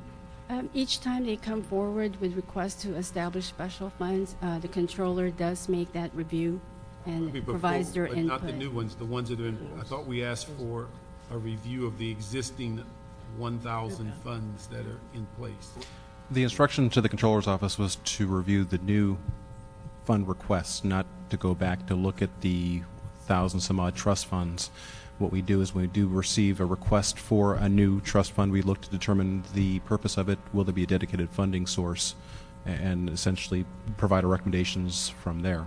You've got a Who did large we give number. that- Did we give that to you guys, or I thought we gave that to controller? I think it was sort of a joint effort that we were going to try to look at. We've been looking at several funds on sort of an annual basis. What we've been doing is looking at the cash balances within some of the large ones, those with the large cash balance, and then finding out whether or not we can actually move the money or have that fund reimburse the department, or basically looking at the options and how we can utilize some of those large cash So balances. The thing that's pending there is the CAO and the controller are going to. Yes, we still need to have the 1,000. what I'll say, the comprehensive for all of them. We'll work certainly- together to We can certainly review those. Yeah, review those. Okay, I appreciate it, because we've been waiting for that, because I think it's over 1,000 now. It's, yes. Yeah, believe me, there's several hundred pages in that database. Okay. The fourth measure we've mentioned in the second FSR is to implement a more stringent managed hiring process. This basically recommends that we have a very limited hiring, and this time we're recommending that this be limited to attrition levels. Let me ask you, Ray, on that one, I think we've talked about it. This is one, I think, that with that committee that, I don't think it's been named yet, but whatever the committee's name, is that whether we have a concurrence of the committee that we, and I know none of us like the freeze word, but that if we, instead of managed hiring, I think that's what you're getting to when you say more stringent, is that if we support that we have a hiring freeze in the city of LA with the exceptions that are created by the review of that 3-office committee. Yes, we didn't want to go just to a hard freeze because, as we know, over the years, it's not always real effective. We wanted to at least have some continue the review process. So as basically the priorities, if it's a service that you still want to provide, then we want to make sure the departments are able to still provide that service. So this allows us to still have some flexibility in prioritizing some of the services. But I think if you're talking about more stringent, my assumption is you're looking to review. Well, it is. We are proposing it to be tightened up quite a bit. But what we're not proposing, we just shut the door totally. Okay, but I mean, that's what I'm saying with the exceptions. Exactly, You exactly. approve, that we're telling people that you don't get to hire unless they go through the committee, Yes. as opposed to them interpreting what they think they can hire. Yes. That's what I'm trying to get to. So whether we use the more stringent, because, again, that's kind of like nibbling at the edges, that we're saying if you're going to hire in the city of LA, you have to submit through the committee that's been set up for review. Otherwise, there's no other hiring. Okay? You don't get to interpret whether this is a revenue producing or whatever. You don't get to interpret it. You got to go to the committee. Yes. Is that what? I think we'd like to, yeah, but what would be on the table would be for everything, yes. Yeah, and who's on the committee? The 3 groups? It would be the mayor's office, CLA, and our office, CAO. Would you have criteria of where you would decide this, that, or the other? Well, I think we're going to look at revenue producing positions, number one. We don't want to shut off the spigot, so to speak, with finance. If it's an auditor or a tax compliance officer, I think we're going to let them hire. Certainly, fee-supported services as well. I don't think we're going to hire or limit hiring the treasurer's office. Things of those. Okay, what I think I would suggest you do is if the 3 of you get together and come back to us, clearly what your criteria will be, because I don't want to delegate our power to you if it's not in the agreement with what we believe in. So, what your purpose is got to be clear to us, what you're going to be looking at. Understood. Thanks. So that on number 4, if we support that we have a more stringent managed hiring, which means no hiring except that comes before your committee, but yet we ask to bring back criteria to the council? Would that give you more leverage in the sense of dealing with the hiring? All right. Thank you.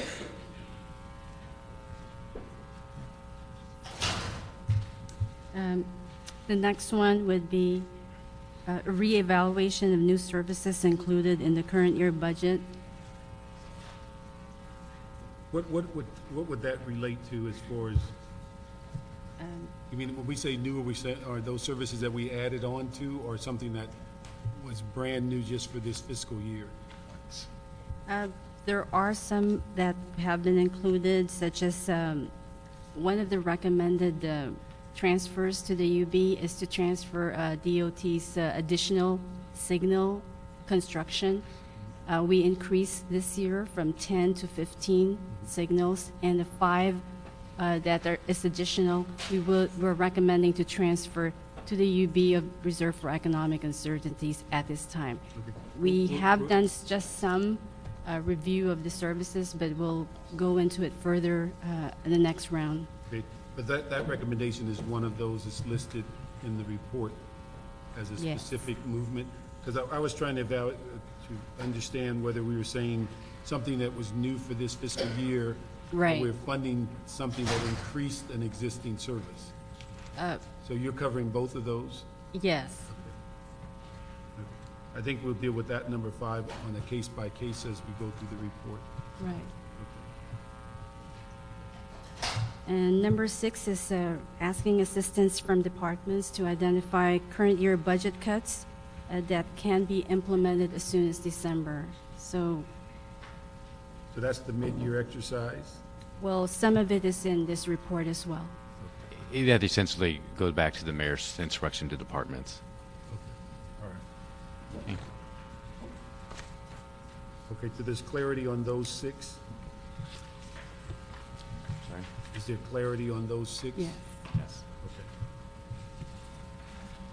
Well, I just have a question on that, Chair. The temporary moratorium on special fee waivers, is that the policy that's coming to the committee, or is that a recommendation for a moratorium? That's the Policy. policy. The that- policy's coming, That's which right. will include, Yeah, which will better include, that's on correction, yeah. 12/8, we should have that before this committee.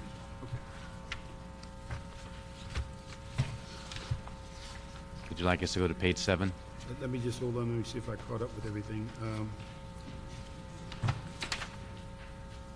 Okay, on that paragraph on budget shortfall, we said there's $82 million expenditure deficit. That Now, was, we've been able to whittle that down to 55. Do we believe that that is accurate, or do we have to go back and reassess it like we did the revenues? Well, we'll continue to reassess it, but we think that number is good. So that's just going to continue to monitor. And that's only, 55 is only if we agree to everything that's in this report. 55 was mentioned in the second FSR. That was as of the second FSR. I mean, but if And we if don't- we agree with everything in this report, it goes down to 40 million. To 40, okay.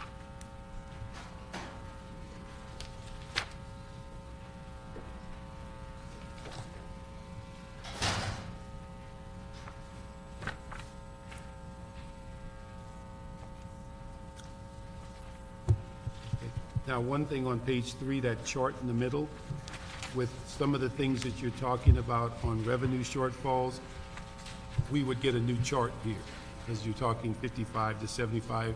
So that would be in the report going to council. Would we update it? That would be in We can provide a chart, a bit if you like. I'm just, so for the report that goes to the council with your new downsizing the revenue, we get a new chart. Well, certainly in FSR, we'll have a brand-new chart. If you'd like us to have an update when this report goes to council, we'll be Yeah, happy to do That would be that. helpful, I think, for people to see, to prepare them for the FSR. And we'll attach our little sales tax or sales receipts from the state. Now we're going to go to what, the recommendations? page or- 7. Or Or do you want to go to the 7 for the discussions? Yes, I actually think it'd be better if we go to the department, starting on page 7. We can quickly go through them, and if there's things that you are okay, then we certainly go forward. If not, then... All right, well, we'll start on page 7 then. And I think we can move quickly. Would you like to ask the questions? Go ahead and ask the questions. We'll go item by item and ask questions as you go so that we can Okay. have some continuity. The CAO's office, if our department maintains that current staffing level for the remainder of the fiscal year, we'll save approximately $47,000. We're recommending at this time that we move this to the Reserve for Economic Uncertainties. And also, we have approved MECLA funding of $15 million for the FMS project. Earlier this fiscal year, we moved the funding from GCP, reappropriated amounts from prior fiscal year, to several departments. That's the CAO's office, controller, and ITA. And so these MECLA can now substitute for the general fund, and we're recommending that the general funds be transferred to the UB Reserve for Economic Uncertainties. So MECLA will pay for the salaries and expense related to FMS project. Okay. City Attorney, well, we will work with the department to identify savings related or what their final deficit would be if they maintain a very strict hiring plan. And we're recommending that the department be instructed to restrict hiring to stay within existing budgetary authority to mitigate those deficits identified in the second FSR. The only thing that might concern is it's outside counsel. I mean, if we're going to be seriously strict internally, I don't want to blow the balloon out on the other end with outside counsel. How do we avoid that kind of issue?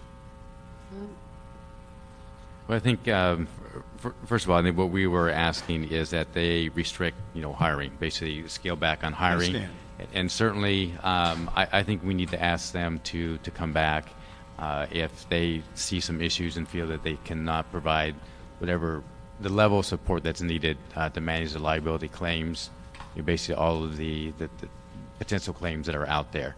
Certainly, we're not restricting outside counsel costs or some of their litigation expense money. But I think it would be, and we will have that dialogue as well as far as what the impact is. Okay, because I just don't want to see an outside counsel bill that far exceeds what an internal city employee can do for the same issue.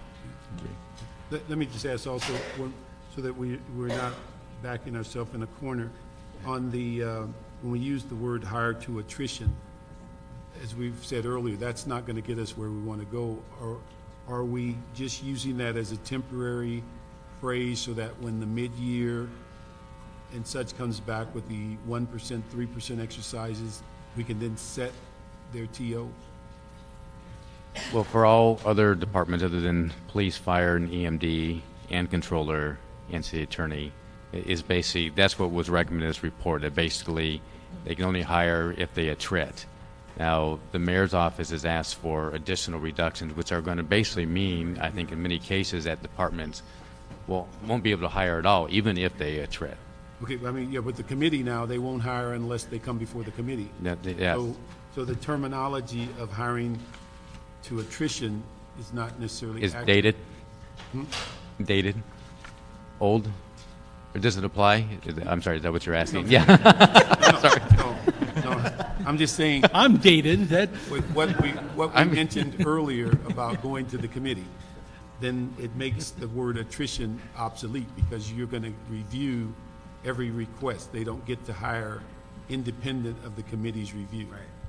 So when these first two, where we say hire to attrition, they're going to hire to the committee's approval. Well, you're right. Actually, I think maybe the hire just drops off and only attrition stays. Yeah, I mean, but I'm just saying. Yeah. But the thing is, they're going to hire to the committee's approval, as opposed to attrition.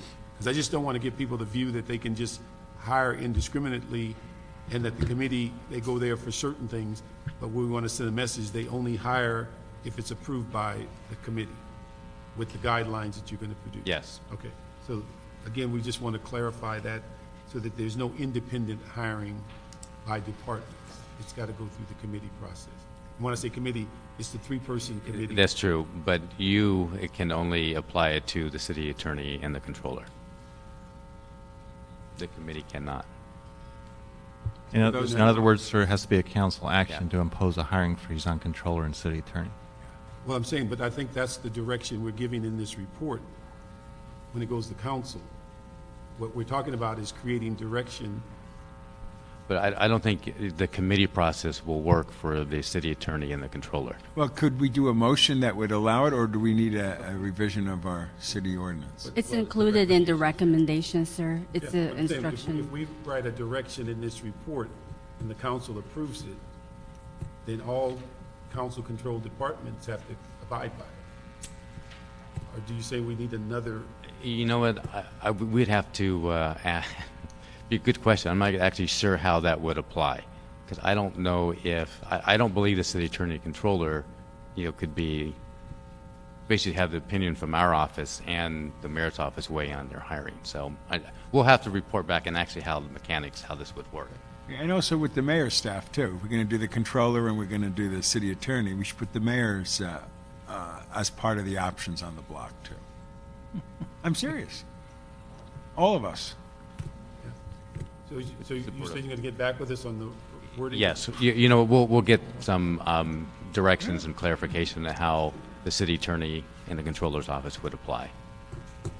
Because, I mean, when we sit and review their budgets during the budget process, it's fairly clear that what we give them and don't give them. Well, that's you, though. I mean, that's you as a council.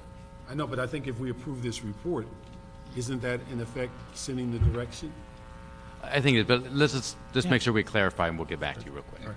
So while you're clarifying, let me just say we're going to send a direction. The committee's going to ask you to put in this report a direction that the hiring for the city of Los Angeles, based on the approval of this report, will be through the committee within the mayor's office representative, the CAO, the CLA, with the council agreeing on the criteria, and that there will not be hiring otherwise. So if we can add that as one of our instructions while you're reviewing it.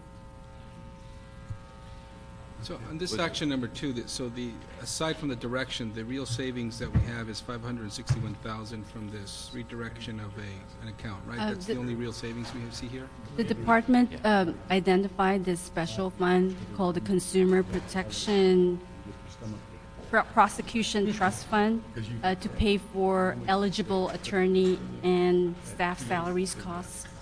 And this is a one-time use of this fund to pay for it.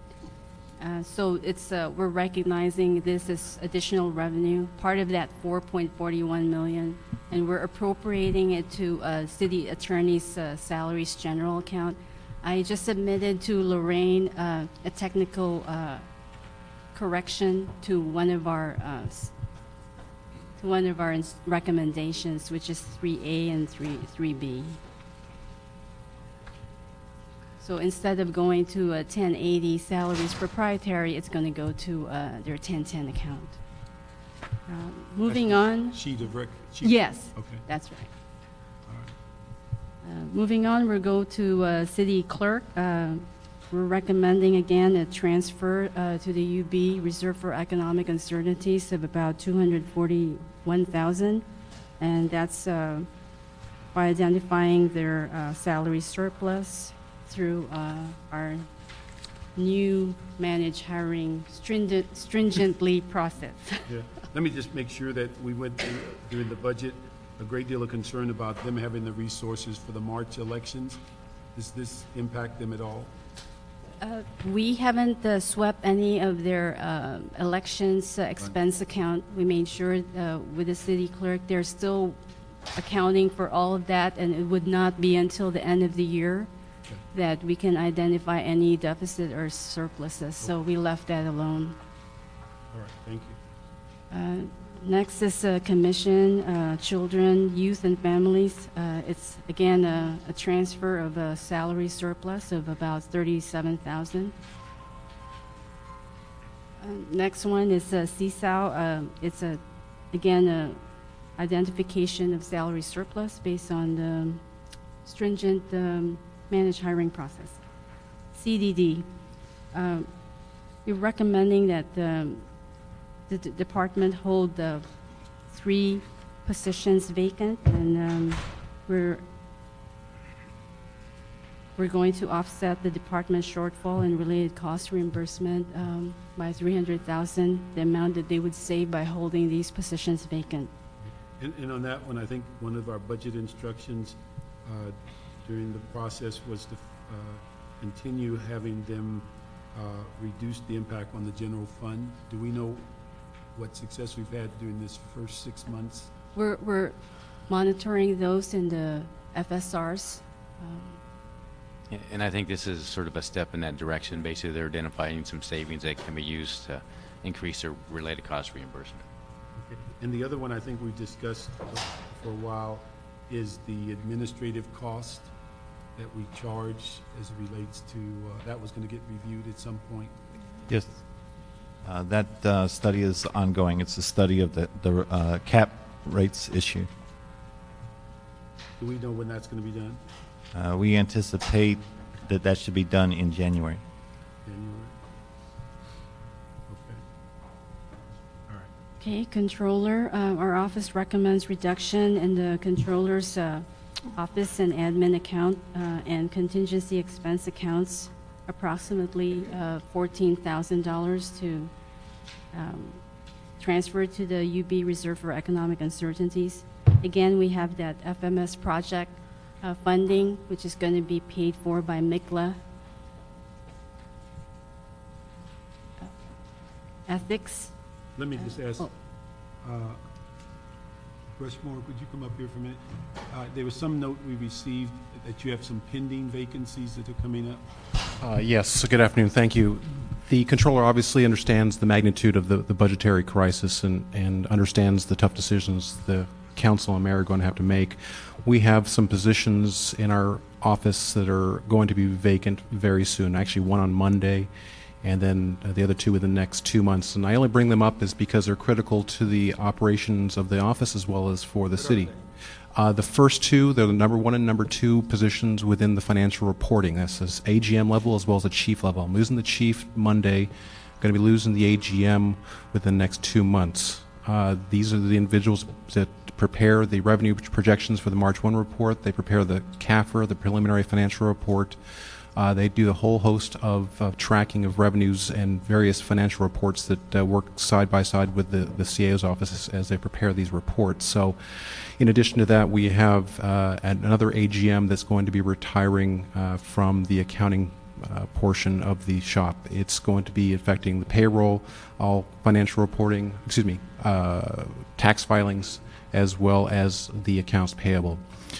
So I'm asking for an amendment, if I may, or we may, to have these exempt along with the FMS positions. These are critical to the operations of the office, and I wouldn't ask for them unless they were that critical to not only this operation, but for the city. I'm just curious, could you do, I mean, I hate to say, move the chairs around in the org chart, but is there any Well, we would have to backfill these positions. The level of authority that they have would necessitate them to be filled. So there may be promotions from within, they may not. It's hard to say. The 2 AGM level positions, I'm going to lose over 70 years of experience when they're out the door in a couple of months. You're talking about their backfills or the actual positions? The position, the people are going to retire, Are and you saying that they're going to come from inside? they may or may not. May not, okay. Well, could we encourage you to look inside and then freeze those slots they would move up from? Well, absolutely, that would be ideal. So can we see if you can look into that before we take it off the table? We could certainly look inside first, that would be preferable. But at the same time, because of the type of position, certainly in financial reporting, we want to make sure that we have the best candidate possible. That's an exempt position. It could be filled from within or out. But if you could do that, look, that's my personal preference. Before we give you an amendment that you don't have to, I would rather you look at it and either look us in the eye and say, we can't internally, can we just say that? Well, actually, because the people have not actually retired, one is 2 months from now, the other one maybe next spring, it's too early to say whether or not they'll be able to backfill from or fill those positions from within. Then there's no urgency for us to act on this at this point. No, not today. We just wanted to bring it up that this is pending.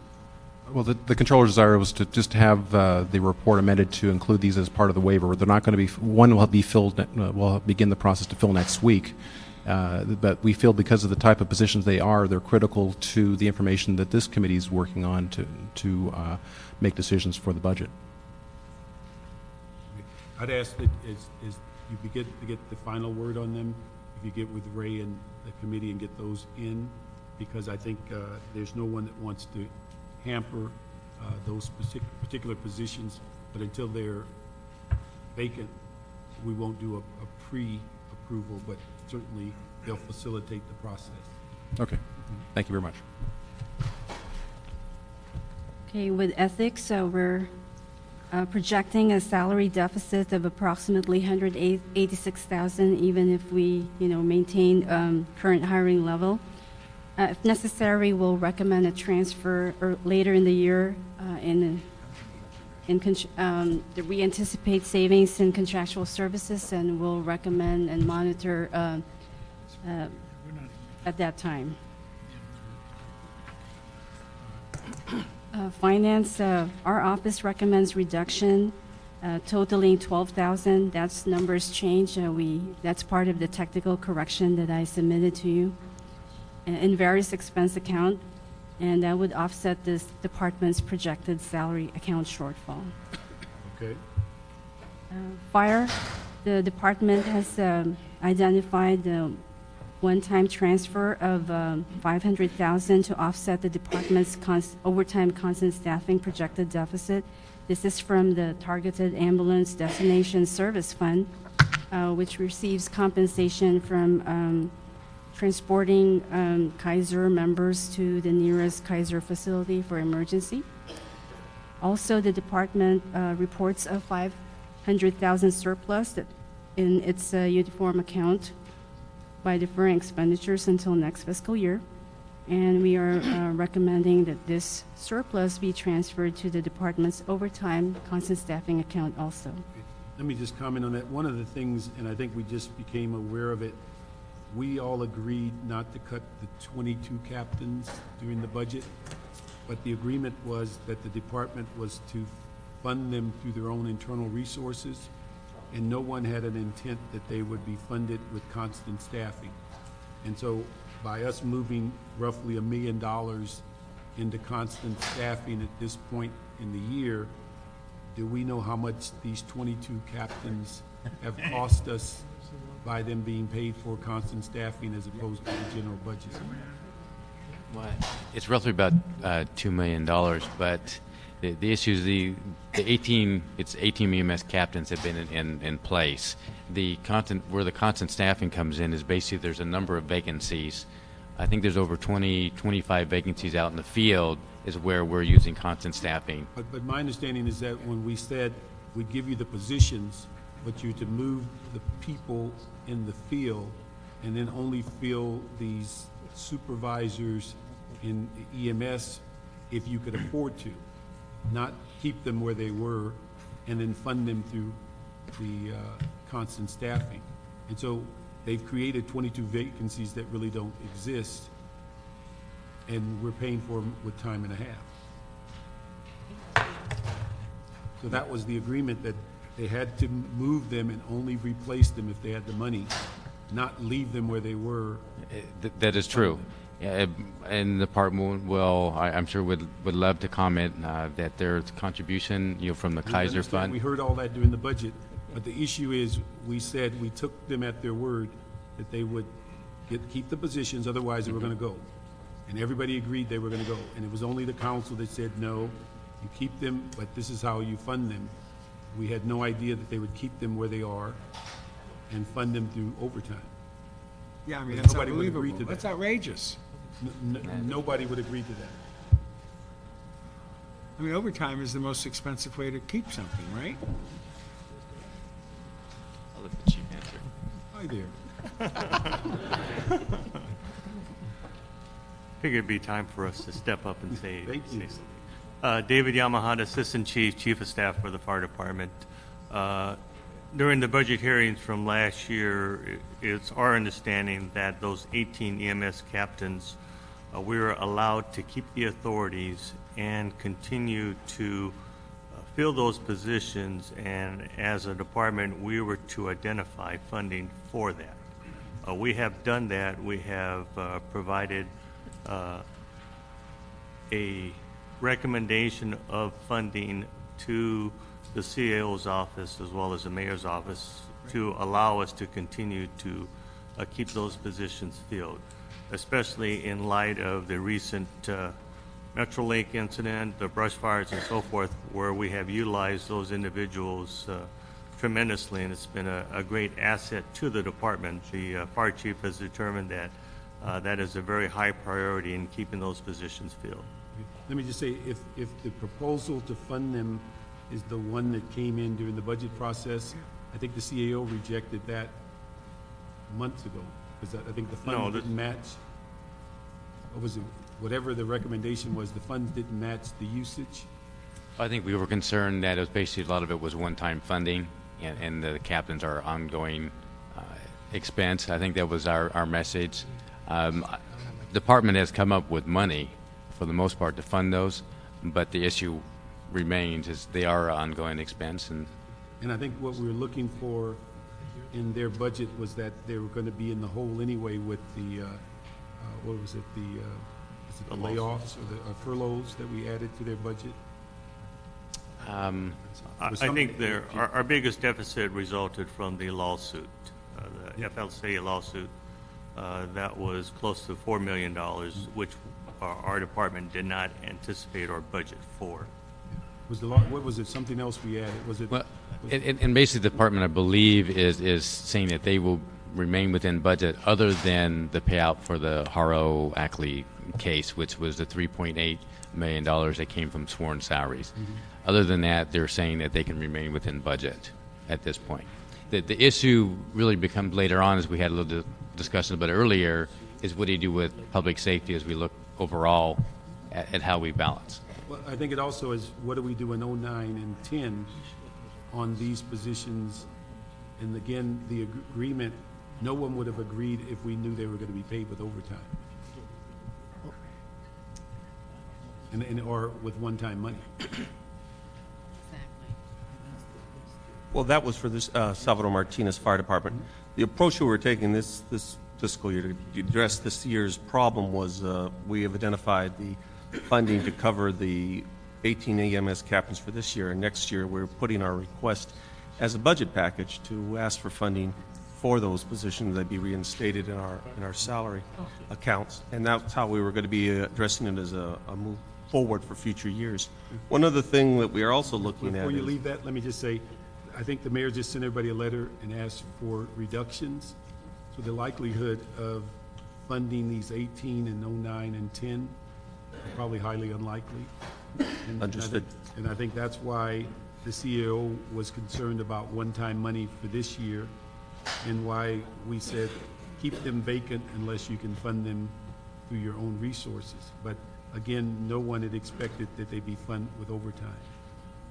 Well, they're not totally funded by overtime. We're also pulling money from other sources. We're using some of our special funds to offset the cost for that. And also, Councilman, one of the things we haven't had an opportunity to discuss with our CO analysts is in looking at our revenues.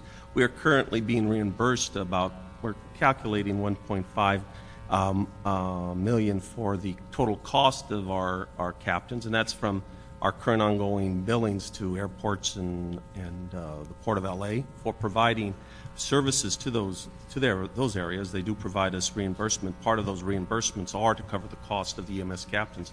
In addition, our general ambulance billing also takes part of our annual cost for the billings for ambulance.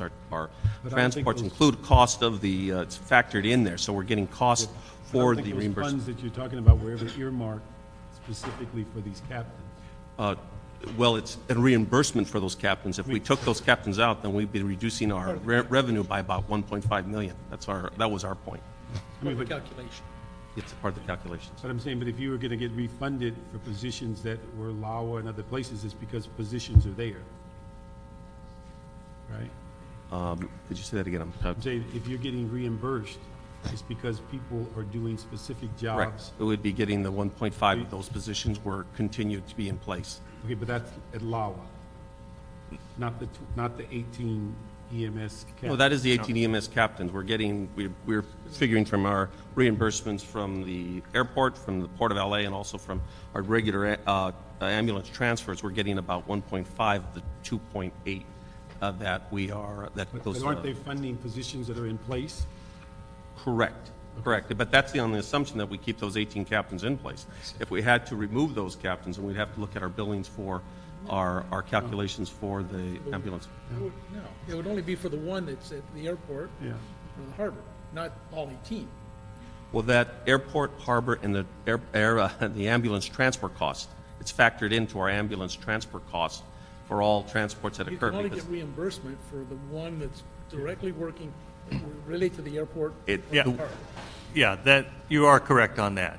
A portion of the cost for the EMS captains, as you're stating, the 3 EMS captains that are on platoon duty that service the airport, we would get reimbursed for a portion of that. The other portion is determined on a percent of the transports. That is calculated in, and that's where the approximately 1.5 million would be calculated from. So with that, what we're trying to say here is that of the 2.8 million that is a cost for the 18 EMS captains, we get reimbursement for about 1.5 of that. on a recurring basis. Let me just say this, how many, the positions that are in the field, somebody said there's over 20 captain positions that are vacant?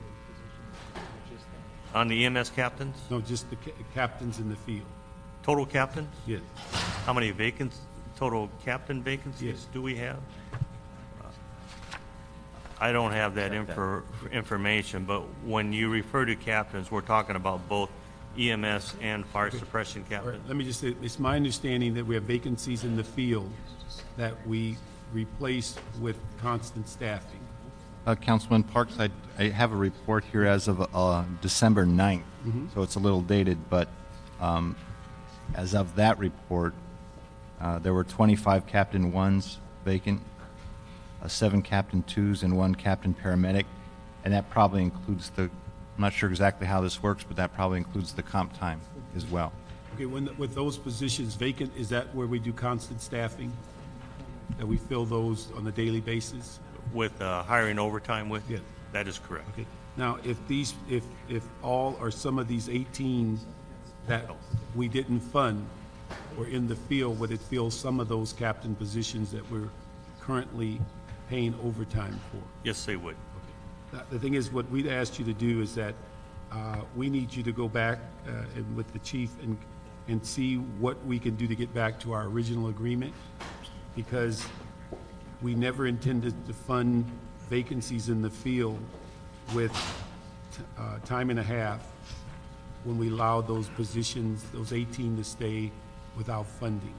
And so we need to find out, and even though you're getting money back from LAWA and places like that, it's my understanding that money's not earmarked for these 18, it's for the services that they're receiving for these deployed positions.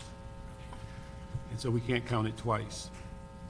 So we need you to get with the CAO and figure out how we can rectify that 18 captains, because that was the agreement that I think we sold the council on, and it's something that did not come to pass.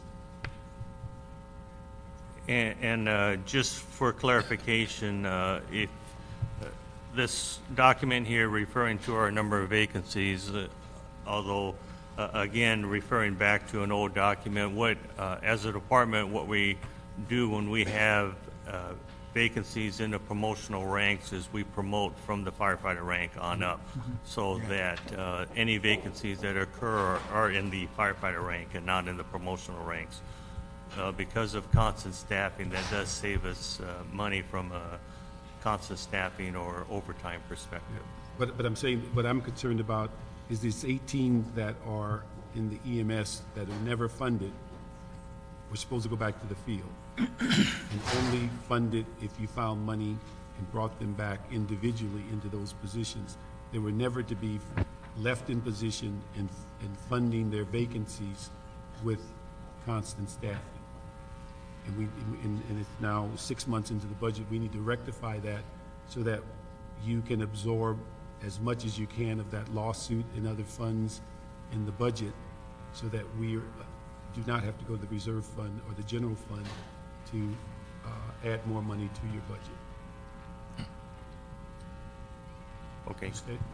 So if you get with the CAO and the CLA, we could figure out how to work that out in the next 6 months, because that is something that is a cost that we had no expectation for this year. Not 6 months. We have to do it in the FSR. No, I'm saying it's 6 months that they've been in this issue. Now, Chief, I just want to be sure that your discussion about flexibility, does this hamper that ability to do your primary services out there? Most definitely it does. Anytime you shut down a resource that we rely on constant staffing, that we lose that flexibility when we do have a major incident. So from a safety standpoint, if you could, you would suggest we do what at this point? Because I don't want to in any way hamper your ability to do the mission. I mean, we might have a mudslide tonight, Right. You might be involved in that, or a fire the day after. Yeah, I understand that, and I understand, as a fire department, we understand the current fiscal problems that everybody is facing. That is why, as a department, we identified funding to pay for those 18 EMS captains to allow us to continue to fund those and maintain the current level of service that we have been providing all along. I understand Councilman Parks is concerned about trying to balance the overall budget, but from a fire department perspective and being able to maintain the same level of service that we have been doing so in light of the various brush fires and the Metrolink incident, our argument is that we would like to maintain those positions and keep them funded with the funding that we have identified. And I'm hoping that you will continue to articulate that as this goes through a process. I am sure we agree with you. And I think the challenge then is to Chief Barry is if you guys can identify something less important, if this is that important to you, show us what's less important then, and we'll go, we'll look to your expertise, but we've got to close these gaps up. Exactly, and we agree with you, and that's why we came up with a proposal. Okay. Other than the actual 18 EMS captains, we're looking at shutting down some of our variable staffed ambulances that we hire with overtime, shutting those down. And I'd much rather keep a variable staff ambulance than a captain sitting out there. That's much more detrimental to the community. So I hope you come up with a better solution than that. We'll take a look at that. Yeah. And one thing I think also, that the money you've identified that was one-time money, yes, just might be money that would help us close the gap on the lawsuit, that without that money, we'd have to find other resources. So that's why I think the CAO talked about one-time money, not to hire people with it. But that lawsuit is a one-time expense, but maybe a better fit in solving two problems. So if we could ask you to get with them and again, looking at how we can get back to what we all thought was the agreement and how we're going to manage it, because had we not given you these positions or left them on the TO, we wouldn't be having this discussion. And that was the recommendation. In fact, your department recommended the removal of those positions. The mayor supported it. It went through the CAO and they supported it. It was the council, after talking, said we'll give them to you without money, but you had to fund them in a certain way. Right. Okay, so I think the issue is we need to get back to that June agreement. And can I ask Mr. Serrano, what was the amount of the lawsuit issue? It was 3.875. So almost $4 million. Almost $4 million. Has that exasperated this situation, or is it the cause of this situation for them? Basically, no, that has not. Basically, there was a lawsuit that basically there was a liability payment out of it, but this is the 3.8 was the back pay that needed to come out of the sworn salary account. So it's coming out. So it's exasperating the hole in the department. The whole department, yes. Okay. And basically, if you remove that, they would probably be about zero. All right. Well, then, I mean, that's an important distinction. If that case hadn't come down on them, they wouldn't be in a bad situation. So I think we have to take a look at that as you look at their proposal then, and realize that they're not really messed up as it may seem, but some of the external to what their operations normally would be.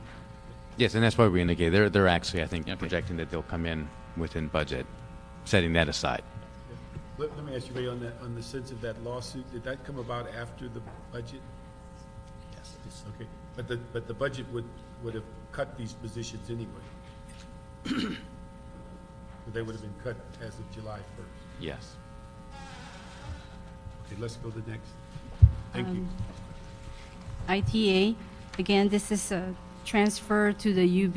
We're replacing monies from MIGLA and swapping that in place for ITA.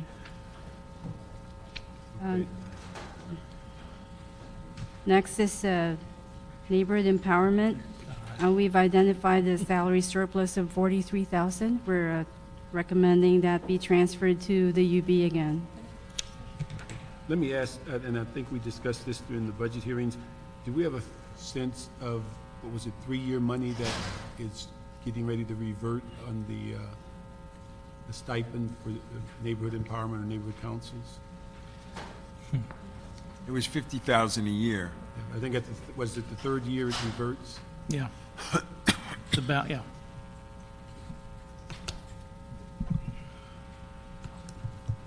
Question is, how much is sitting in the till of that money? How much reverts this year? I'm sorry, can you repeat that again? I'm sorry. How much is how much money on the neighborhood councils revert during this fiscal year? Is this from the Neighbor Empowerment Trust Fund? I don't actually have those numbers, but the department does provide us, in the third FSR, they do provide us a spreadsheet with all the money that's going to revert and where the neighborhood councils are in their spendings. But I don't have those spreadsheets with me. At the time it comes to council, the overall amount that's in their fund and what will revert this year? Sure. We'll get back to you on that. Because the policy is what? What's the policy that reverts back to the general?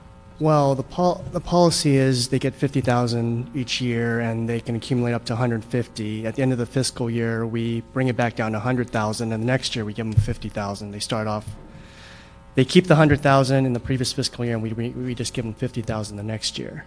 So anything over 100. Anything over 100 reverts back, correct? And it goes forward to the next year towards that 50,000. It goes to offset the 50,000 we give them the following year, subsequent year. So this is the first full year we're doing that. Is that right? So it's the first, right. It was adopted in, I think, December 2007. So you're right. So we don't know what the historical dollar amount would be. Just what we projected. Okay. Thank you. Next is planning. The department reports a surplus of about $900,000. Its salaries general. We are also moving that to the UB.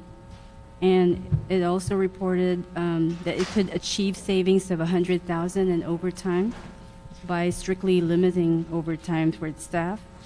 In addition, because it is experiencing delays in hiring new staff, it also can reduce its furniture and equipment purchases by about $50,000. So these savings we're recommending to transfer. Is anybody here from planning? I'm just curious about a question. Yeah, I'm just curious about the 890,000 salary savings. We just didn't fill slots that existed. What happened? Good afternoon, Eva Yuan McDaniel. And the salary savings is due to the managed hiring process and also the city's exam process, because the city had to offer the civil service exams, and it took a while. Even after we received 69 or so managed hiring exemptions, we were still not able to move forward faster. But we are moving forward, and the 890,000 was based on the second month forecast. And later on, when we did a September report and working on the October, the amount actually dropped, but the CAO is using the July, August data to come up with this proposal.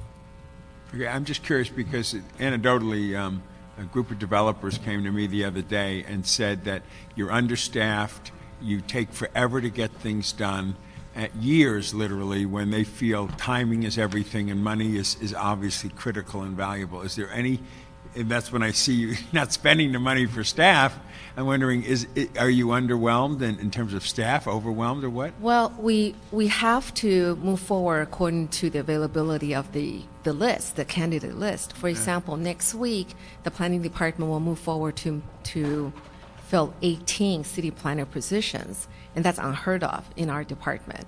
And about a month or so ago, we were able to fill 6 senior city planner positions. But we are not able to backfill because we have to get approval every time. And also, even after we have the approval, we're not able to fill because there's no eligible list.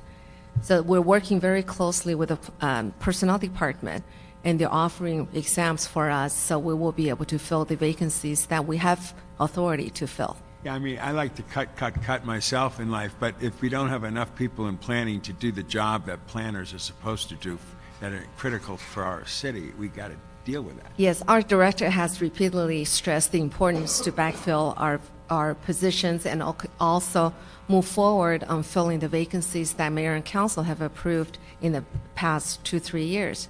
But the process is very slow, but we are moving forward. What's the impact on the actual workload? For example, is this going to affect the general plans that we have in place? You know, we're being a bit more aggressive in renewing those. I'm sorry. Go ahead. Okay. The managed hiring process is slowing down the community plan program because we received 15 new positions to augment the staffing resources for the NCP program. But because of the managed hiring and also the exam process, we haven't been able to fully fill all the authorized positions. So currently we have only one associate doing the plan, of the 12 plans that we're doing. Yeah, I really think you need to come back with a strategy to help us out of this mess, because the frustration of people who are willing to build things and hire people and create jobs is being stymied because the planning department is not able to process their paper. Could you come back somehow and give us some strategies or think out of the box for that? I mean, first I heard it was last week from a bunch of developers who just said, Rosendahl, I got to tell you, it's taken forever for us to get anything through the process, and now I see $1 million worth of salary that we just haven't been able to fill. So there is a truth. One out-of-the-box solution is to use contractors to come in and augment our staffing resources. And in our September financial status report, we requested to take part of the $890,000 and allow us to hire contractors to come in and work side by side with the planners. And because to work on the EIR review, because currently we have 50 EIRs pending review. Unbelievable. And that's our proposal, and we would very much like to see $100,000 be kept in the planning department from the $890,000 to allow us to do that. And not only that, there's only $100,000 to fund the department to do the work, and the work is fully 100% cost recovery. Sure.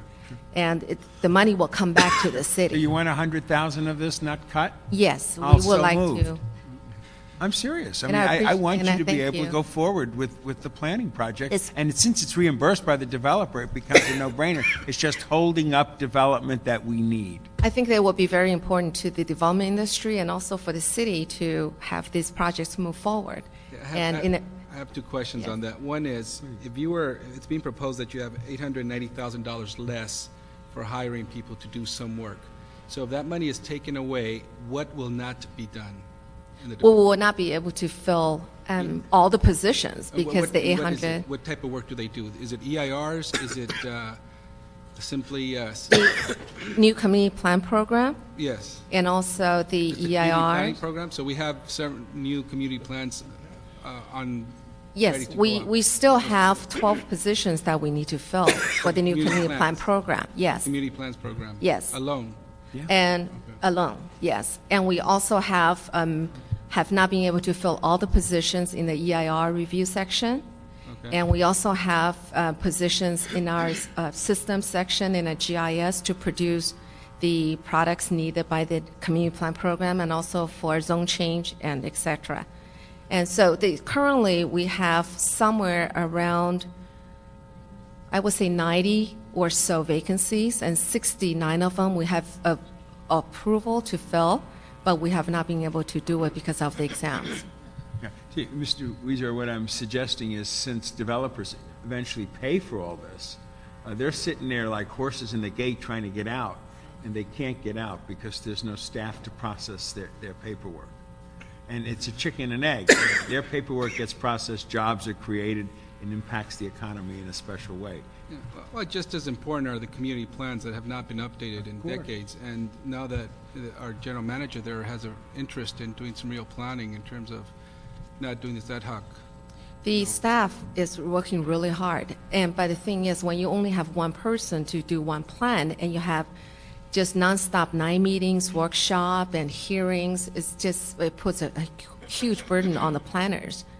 And also, because if we don't fill the case processing positions, some of the planners for long-range planning, they have to go and process cases because those cases need to get out. Well, and my concern is that I sit on Plum, and there have been some victories we thought we had because we finally have a list of community plans that are going to be updated. There's other things in the planning department, such as expediting EIRs, et cetera, that we thought were going to move ahead, and we had the funding to do it, but now we're not doing it. But I'm not still quite clear exactly what will not happen. I mean, you told me right now some things that may not happen, but is it, maybe it's going to be a community plan in Mr. Smith's district that's not going to get done now in 2 years. He would want to hear about that. I'd want to hear about, Bow Heights if that's not going to move forward. So I'm using you as an example. It just so happens I have one up, right? You do? Yeah. Okay.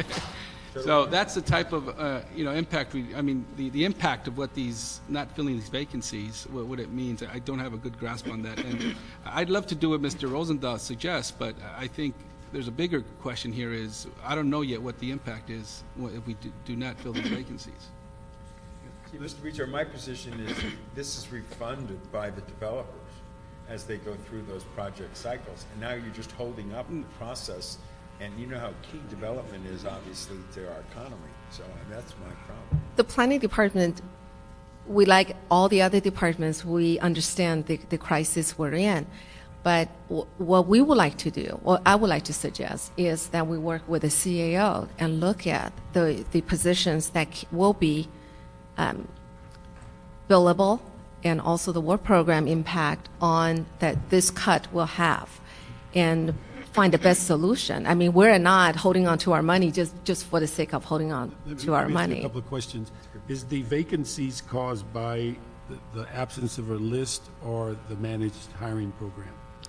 Both, because we will have to spend months sometimes in order to get a managed hiring approval. Okay. And then once that is approved, if there's no list, we have to request the personnel department to create an exam and administer an exam. For example, we will have about 40 plus planning assistant vacancies due to the promotions and due to the new programs.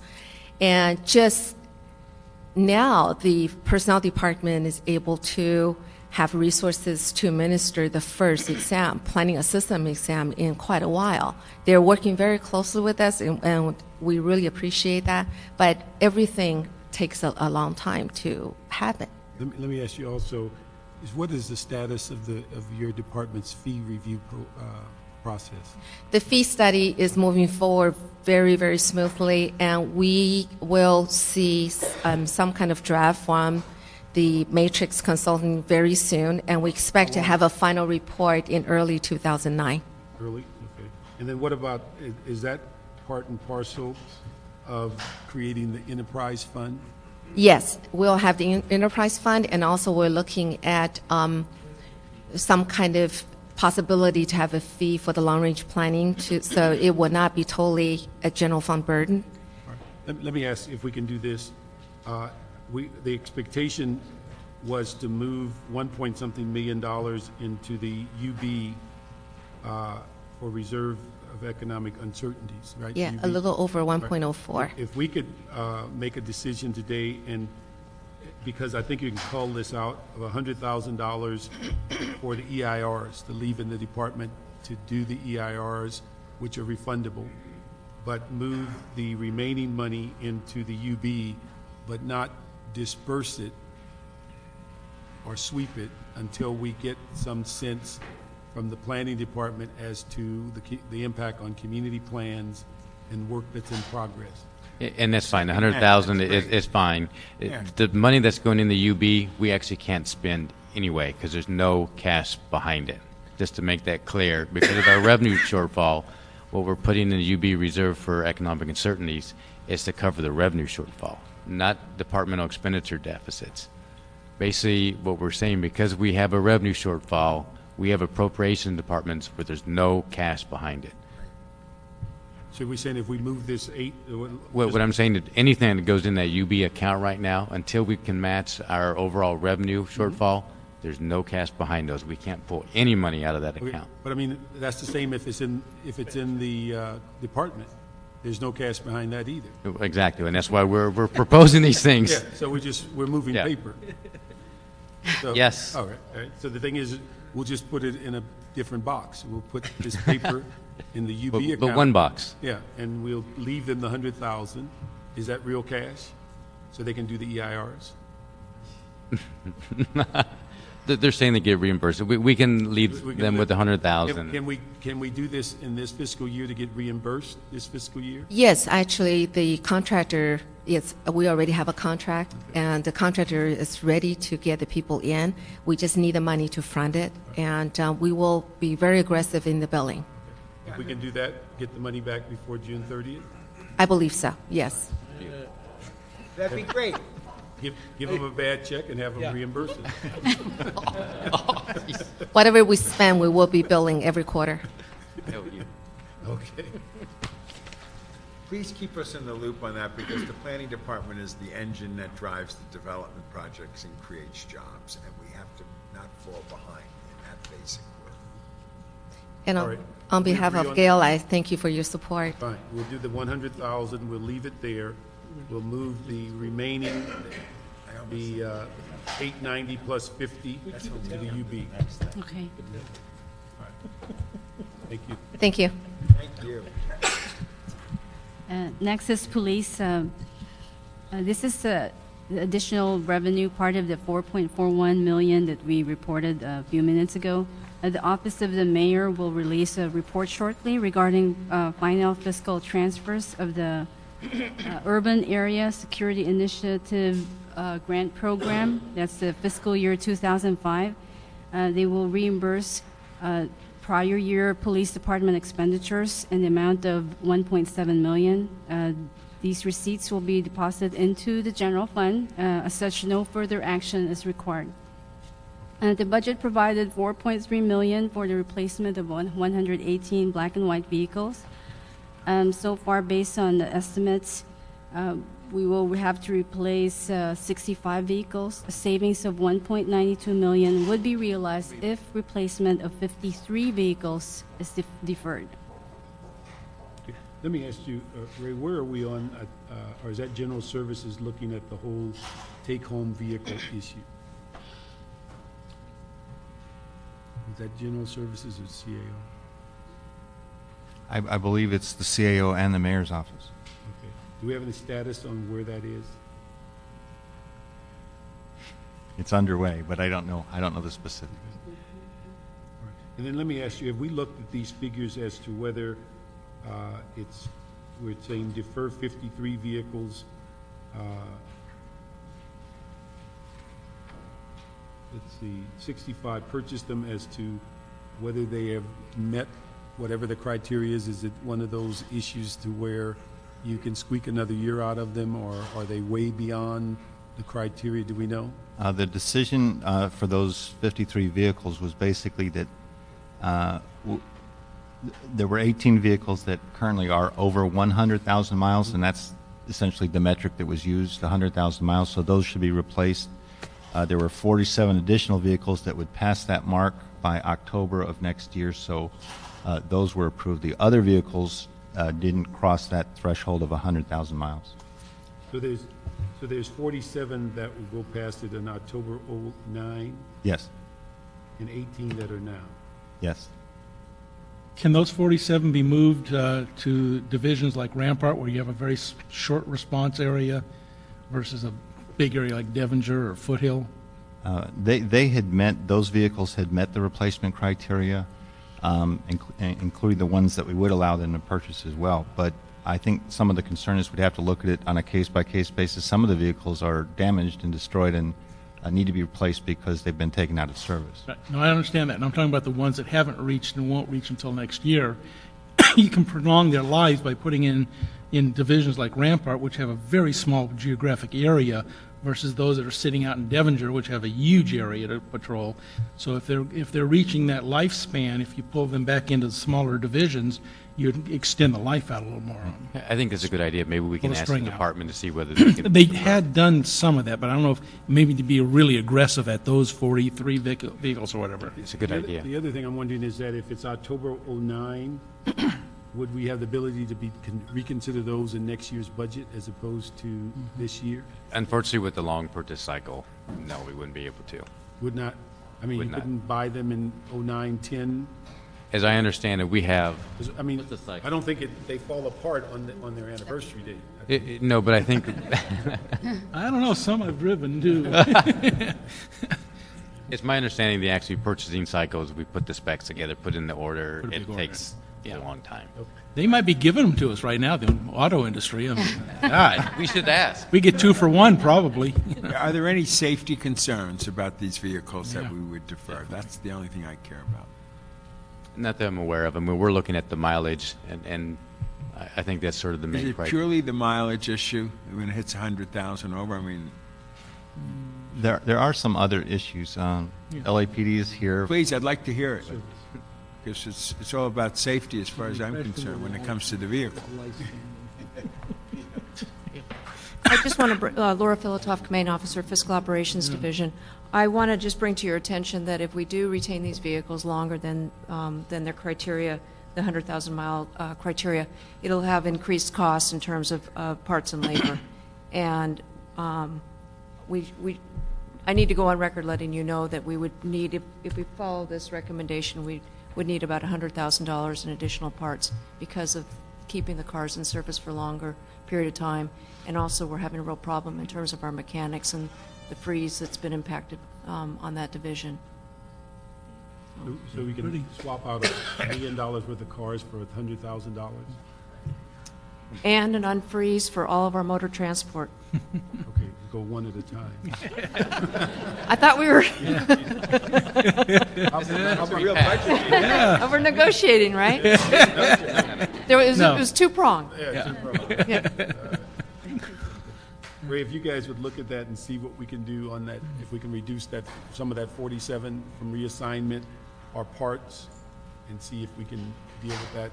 We can't guarantee unfreezing all your transport, but it might accommodate some of them or whatever. Well, what it looks like to us is about 4,000 additional hours of labor, and so it's either an overtime, which we don't have, or it's an additional staff. And I think in terms of the attrition in that division has gotten very high lately because General Services and DWP have both been able to hire. And so they're losing a lot of experienced people, and we're really hurting. Well, let's move on to the fact that we know we'll at least now fund the 18, but you can see how much of the 47 that we might be able. My recommendation, you would stick with the reduction and move the money and let them find 100,000 within their budget. No. No. No. No, but the thing is, that's an issue, because I've lived through that when the cars, the wheels were falling off, and we don't want to get to that. We don't want to get to that point. But the issue is see how much of the 47 can we reassign, what we can cut down on, and basically moving them. fund some of the mechanic and part needs, to see if we can't put Band-Aids on them for another year. Yeah, I like the idea of going to Ford and see if we can get a 2 for 1. Yeah. Yeah, Chrysler was just giving a free PT Cruiser if you bought a SUV from them. So I think let's in put our terms of guys in PT Cruisers. It'd be very cool. I think in terms of personnel, the most important thing is to be able to have an unfreeze in motor transport. to be able, and give us a blanket unfreeze for Good specific luck with that. positions. Yeah. Good luck with that. First time I heard Ray laugh out loud. You know. That was a good chuckle, too. That was- Hey, Ray? Okay, can we move on? Ray said, funny ha. Yeah, you get in and- Okay. All right, well. It's getting late. And then get the foot in the door. All right, well, we'll Carrie's going to drag me out of here now. work with the CAO on that 47. Yeah. And good luck with that.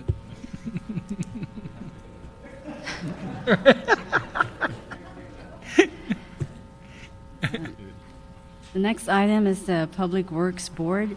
We're recommending transfer of a total of $300,000 from various accounts, $20,000 in overtime saving salaries, $230,000 of the $500,000 provided for public right-of-way program, which contracts with community-based organizations for cleanup efforts, and $50,000 for the trash liners provided to bids. Okay, I'd like Public Works to come up on this one.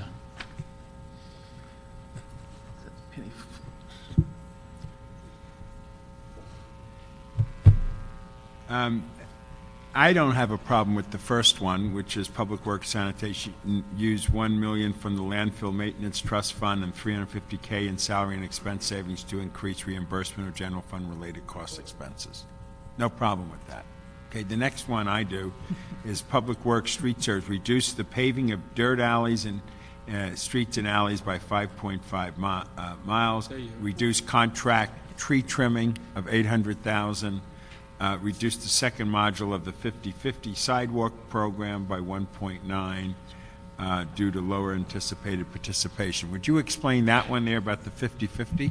I'd love to, council member, but we're here on just the board office, and I would defer okay, to then both you finish that one, sanitation and then we'll go to and, the others. Okay. I have nothing on this first one. 50,000. The trash liners. Unless you see a problem. We got the trash line. Well, the trash line, I mean, there was a very compelling argument made, that's penny wise and pound foolish.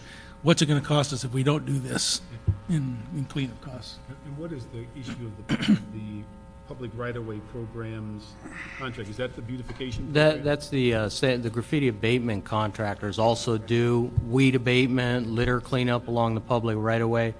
This proposal would basically cease those operations for That was the a period of proposal, January 6 to months. June. Yeah, there we go. You're looking at the equivalent of about 75,000 bags of trash not being collected from the public right-of-way. Is that the 230 of the 500,000? That would be 230, right. 500,000 is the full year's funding, so that's basically half a year funding of Is that half a year from January? January to June, correct. So what have we done from July to December? Well, we've done about half that, so it was about 75,000, roughly throughout the whole year, approximately between 150,000 to 160,000 trash bags are collected by the community-based organizations. As they're also removing graffiti, they're out there cleaning the medians and the sidewalks of litter and weeds and trash and that type of stuff. and let me be clear on this, we would not simply cease for 6 months that operation. We would be as strategic as we could in determining where we could and could not continue that operation. Yeah.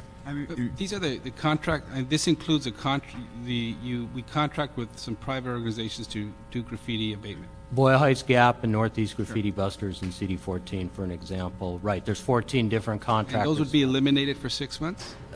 Just their public right-of-way litter abatement, weed abatement. They would still be doing graffiti removal. Right. At this point, we'll see what happens with the...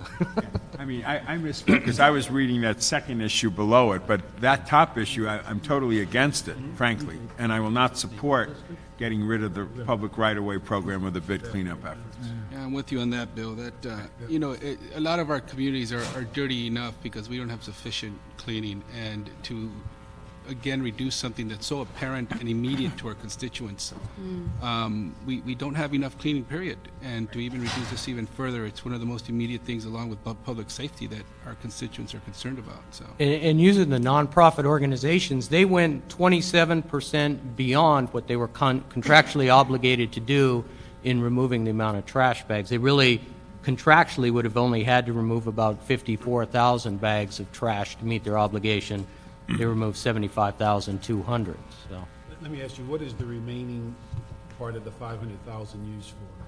Well, that would be the first half of Okay, so the we've current already fiscal spent year. half of Right, it's 500,000 throughout the full year, more or less. Okay. So it's We need 250 to make it to the end of the year. right, exactly. Let's, on that one, the remaining, so what is left in that account? For that period, it'd be about 234,000 is what Okay, and what it's they're 50,000 for the trash liners? 50,000 for the BID trash liners. So don't you keep a supply on them? You got to have some on supply in somewhere in a warehouse, don't you? Or you do every month you buy more? Well, about every other month we purchase trash liners. So we have enough liners, we would be able to support the BIDs through December. If the funding was cut, we wouldn't purchase any more bags for them for. So I move no cut in the funding of those projects. The thing is that if we, on number 15, if we can basically, other than the 20,000 in overtime, that we ask that the remaining money stay in that account. Right. Yep. So we can move the 20,000 in overtime. Yep. Perfect. But so that would come out to what, 280? For the bags and. Right. and the- 280. Okay, so we'd leave those, that 280 in play. Yeah. Okay. Sanitation, we have, again, additional revenue in the amount of about 1.35 million. That's to increase reimbursement of related costs. We have identified higher than anticipated revenue in 2007-08 of about 1 million, and also savings could be generated by the Bureau by absorbing salaries and expense funding.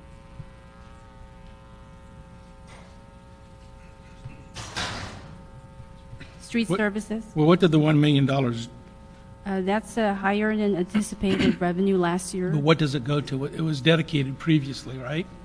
No, it's part of the available cash balance. Yeah, it's from the landfill maintenance trust fund.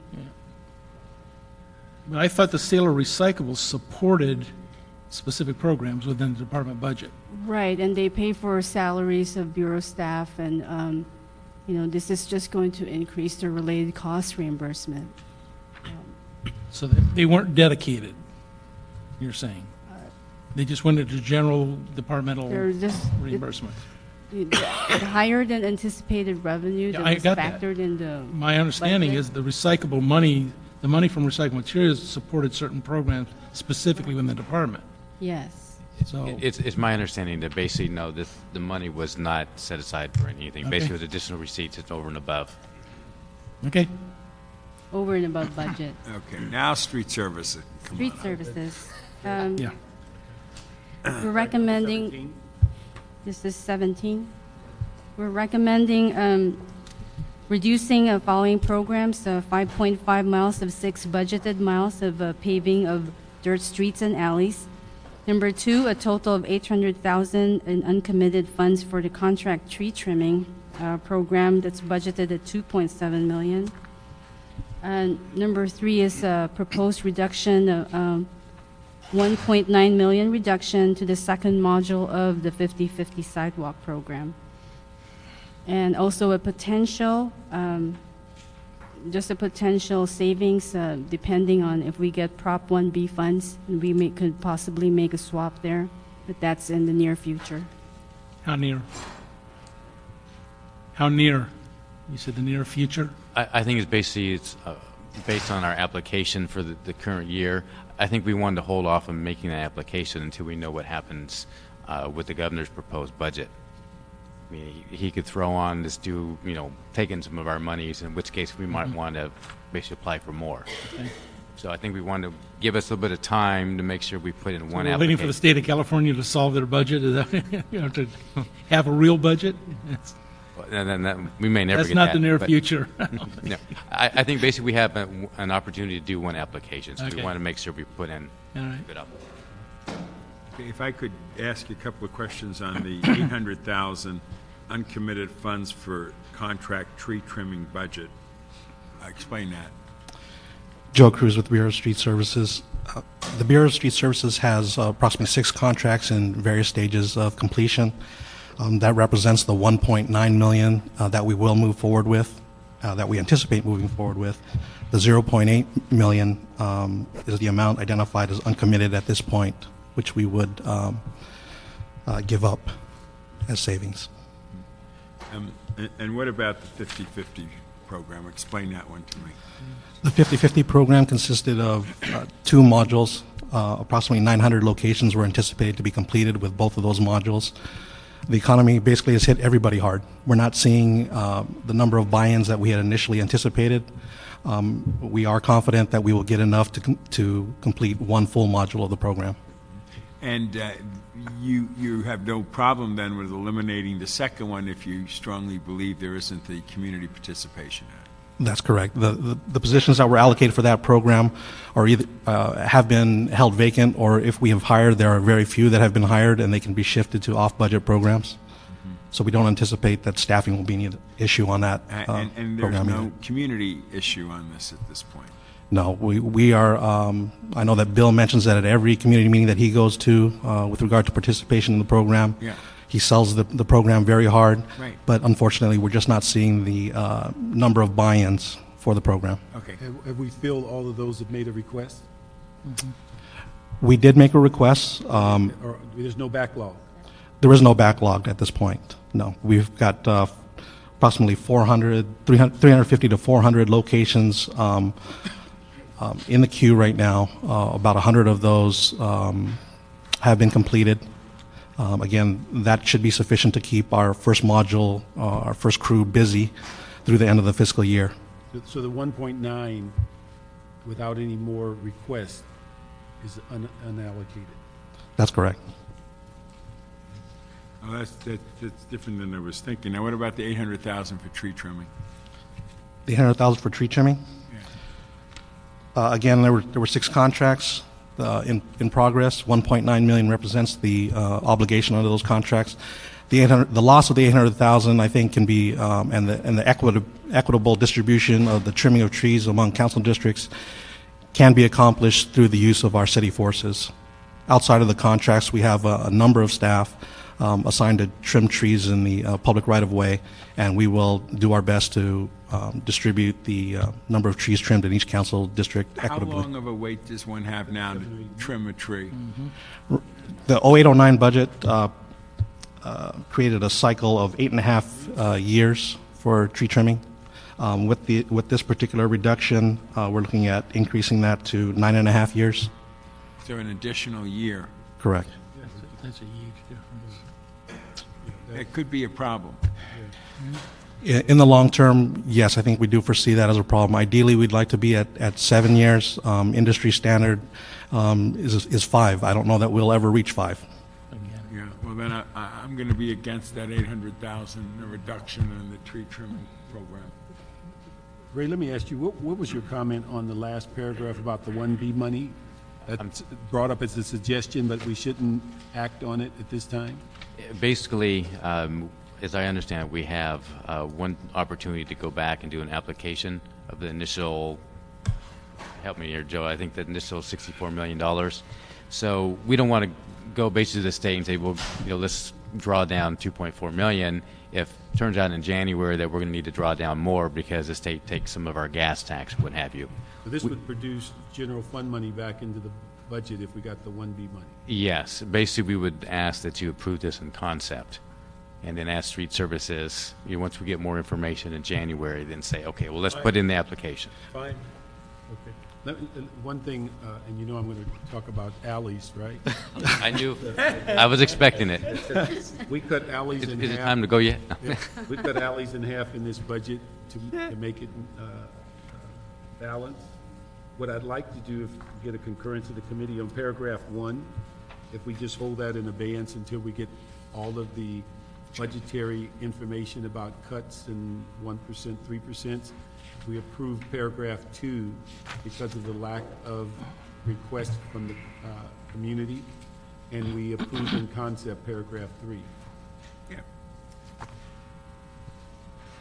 How much does that throw you out of balance? What does that add up to? Takes us, roughly about 1.78 million. About 2.5 with the two items. But we'll revisit that at a later time. I get one more alley fixed. I'll give you mine. This guy has one alley, and we fixed it first. Yeah. Negotiated well. Thanks. Thank you. DOT, the department reports savings in equipment and supply for LED conversion. That's due to the lower prices they're experiencing, saving about $270,000. In addition, they found that the video cameras for pedestrian detection component of the Smart Crosswalk program has not been effective as planned. So they do not plan to continue installing these projects for the remainder of the fiscal year for a savings of about $240,000. So these will be transferred to offset the salaries general projected deficit of $1 million. The office recommends the following reduction. Number 1, to the crossing guard program by $1 million. Number 2, a reduction of left turn arrow signal construction. And number 3, a reduction of 5 new signal construction projects. This would just go back to the prior year's level of 10 traffic signals. If we could ask you a couple of questions. In addition, it was found that the video cameras at the pedestrian detection component of the Smart Crosswalk was not effective as planned and will not be installed. You guys agree with that? Yes. Okay. Right. What about the reduction of crossing guard program, the $1 million the budget provides for traffic funds for that? I mean, could this be a safety issue? Absolutely. Amir Sadati, Assistant General Manager, Los Angeles Department of Transportation.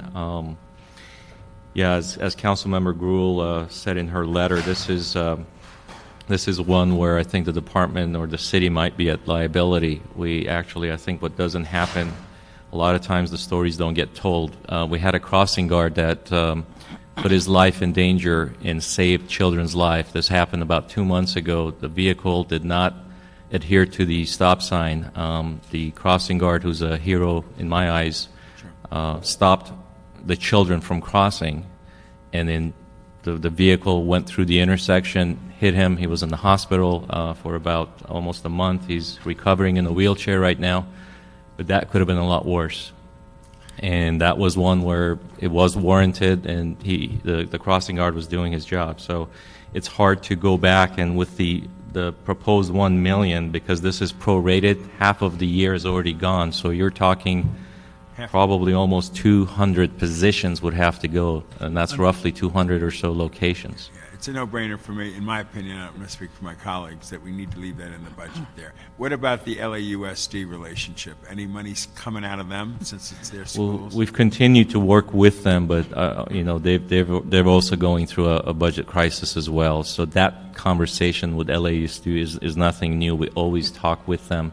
Right now, there's actually 16 new schools that's in the that's going to be opening for the next fiscal year. So there's always those challenges, Councilmember, that operationally we look at our warrants, we look to see if there's any additional measures, and we reschedule or take those new schools that come online, and we're able to manage that within the existing pool. But this is something that would be detrimental to the safety and Totally liability. agree. Real quickly, the left-hand turn signals, you know how passionate I've been in my district. I threw all the money I could at it. Will it slow down any of my left-hand turn signals? And more importantly, aren't left-hand turn signals part of our traffic gridlock reduction plan and do play a major role in that? Selwyn Hollins, Department of Transportation. The left turn arrows, I think what the CAO is proposing is they're taking a look at those we do in-house. A lot of the left turn arrows are done by contractors, and a lot will be done through the ADSAC expansion program. As far as which in your district and so forth, we'd have to look at that and get back to where we are with those. The left turn arrows, though, in general, we have had a challenge in getting some of them completed because of the staffing shortages. We did lose a number of electricians and personnel to water and power. So we started off the year with about half of the staffing. So we just got approval, and we're in the process of hiring. So as far as making progress on that, we did get a slow start. But I think what the CAO is proposing is that those that we do in-house, we reduce that number.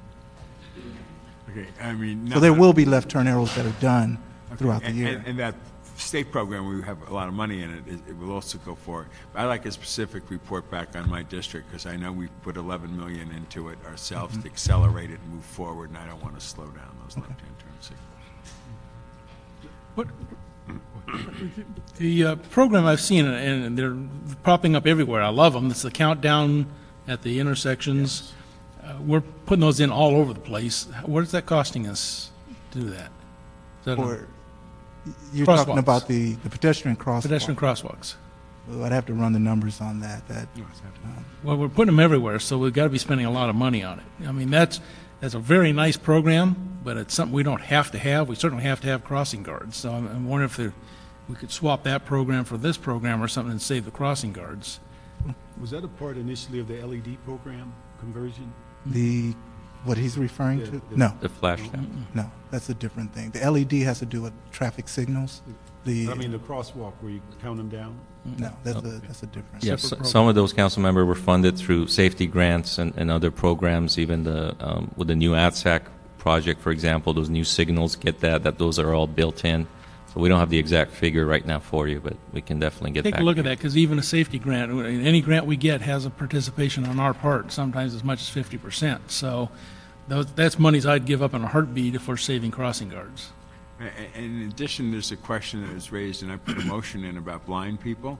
In like Santa Monica and in Beverly Hills and in Culver City in West Hollywood, where it counts down, it makes a noise, and they can hear that and obviously save their own life. And those particular ones are very valuable in terms of safety. Yeah. Can I ask the mayor's office or Ray, either when you came up with this $1 million for crossing guards, was it just a number you grabbed, or was there a specific program you were going to use to pick which ones that maybe we didn't need anymore? So, I mean, how do we come up with this $1 million number? I think we were, at the time we put the proposal on the table, we thought, you know, there's intersections that we have to do per law, and there's others that we provide additional service.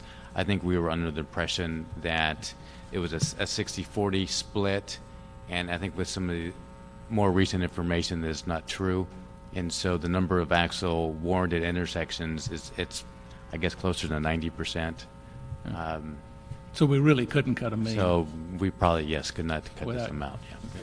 And just to clarify, on the specific to the crossing guards, this was not a proposal that the mayor's office was pushing to be included in this report.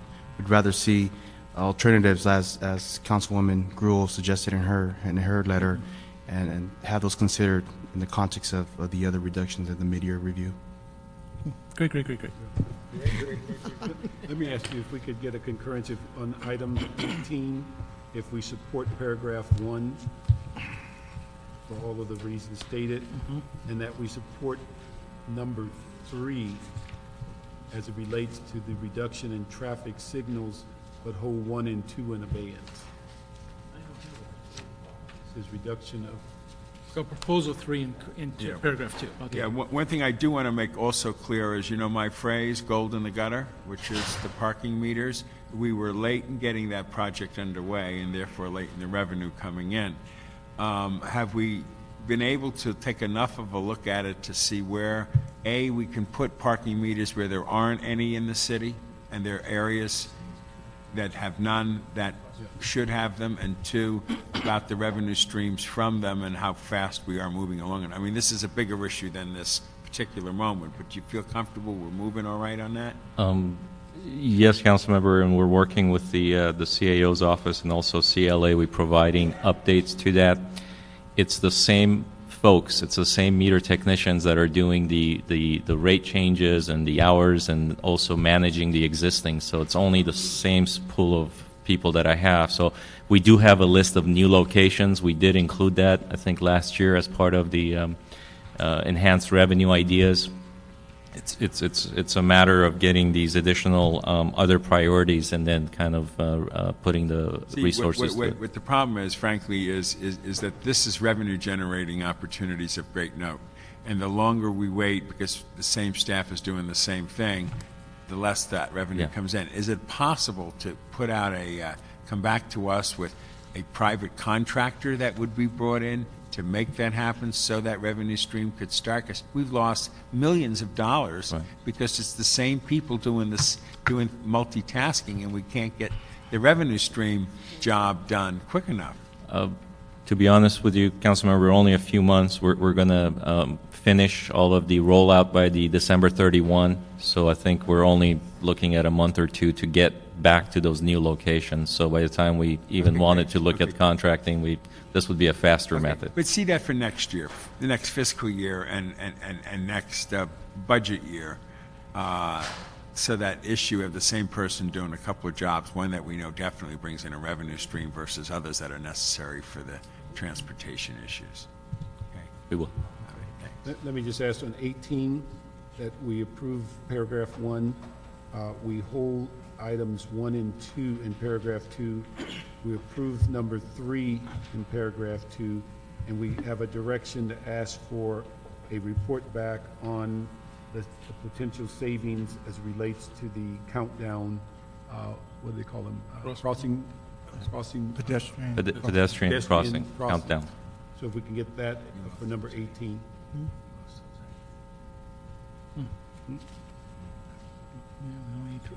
19? 19 is treasurer. We're recommending a reduction of $13,000 in various expense accounts to partially to offset a projected salary deficit of about $167,000 for treasurer. 20? That's just internal. Oh, 20. Zoo.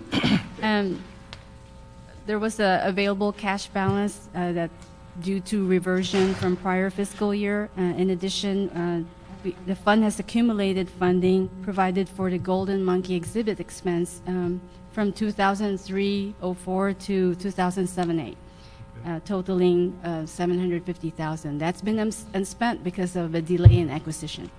All right. Library, there's a projected salary deficit will be eliminated due to the mayor's belt-tightening instructions. In addition, we're recommending transfer of $1.45 million to the general fund appropriation to the library fund. We're recommending transfer to the UB. I'm sorry.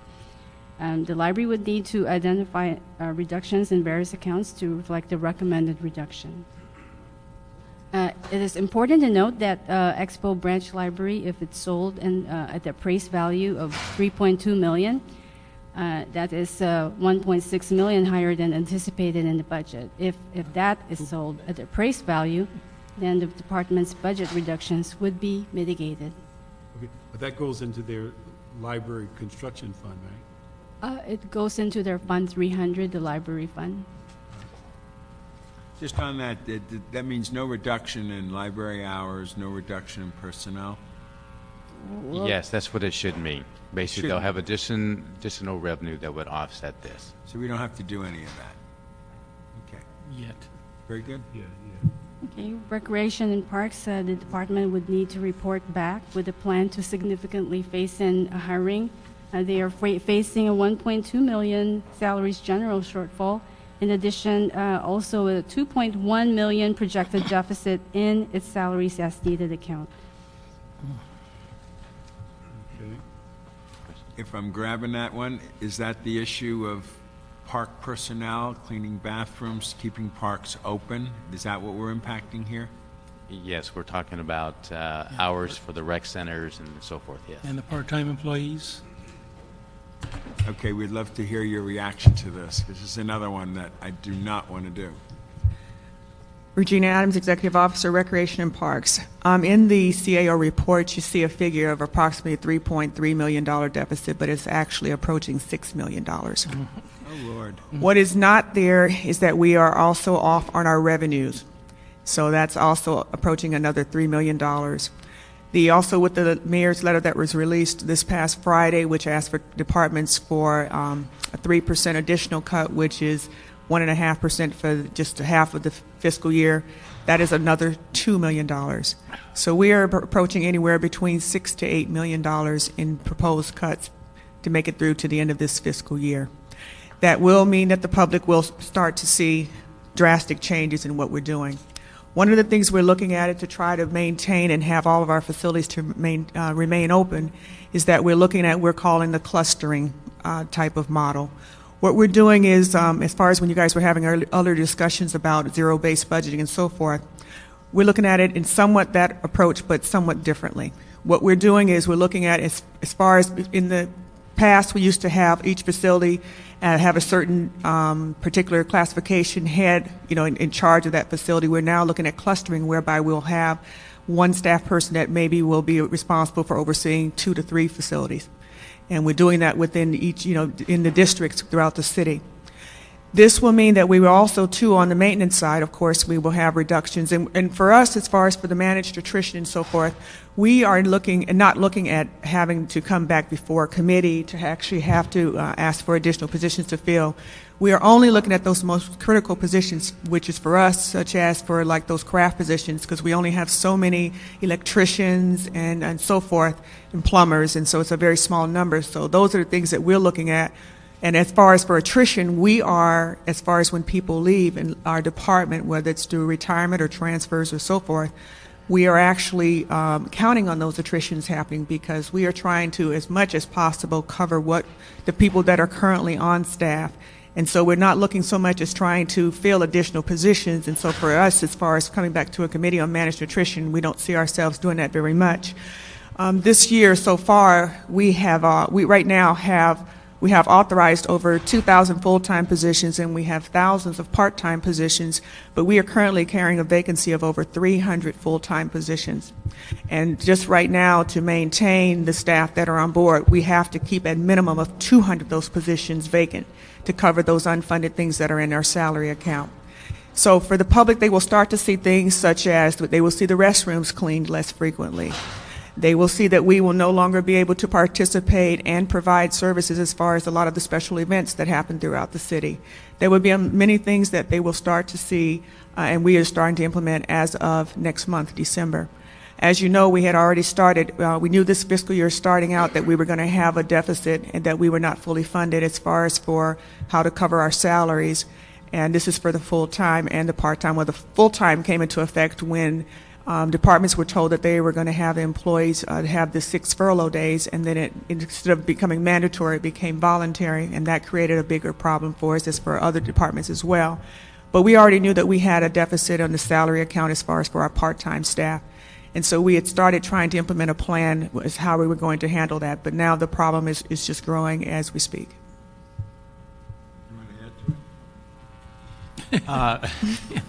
Regina always does a very good job. I'm Kevin Regan, Assistant General Manager with Recreation and Parks. I think if you want to focus maybe on some of the impacts, the issue is that going into these cuts, we're just not going to have enough people, full-time or part-time, to be able to get all of the work done that we're doing today or that we have done in better times. Some of the examples of the clustering scenarios. So if you have recreation centers we have over 400 parks in the city today, and we have over 400 parks and about 179 rec centers on about 15,000 acres of parkland. All that together makes the city of Los Angeles the largest municipal parks department in the nation. We provide a variety of services from youth programming, sports, after-school programs for children. We provide summer lunches for kids at day camps. We do at-risk youth programs, diverting kids from gangs, senior citizens programs, cultural arts, you name it. So let's just look at the typical rec center. It's in a community, and that rec center will usually offer a variety of classes and sports and activities. When we cluster, not only are we going to have to remove the staff from those facilities and cluster them together so that they can now cover a number of facilities, maybe instead of just one facility, that same number of staff might cover up to 3 facilities or even 4. If that happens, we won't also be able to offer all the programs at every single park like we have in the past. We'll have to cluster the program as well. So if you were offering, let's say, girls softball at 4 different parks within a particular part of the city, you might only be offering it now at one park. So folks are going to have to travel a little bit more. As we've found in many studies, folks don't like, community members don't like to travel more than, say, 5 miles outside their community to go to a park, on average. Now, some do for special programs, but if you're going to play something like softball, you like to go in your own community. We may not have that luxury.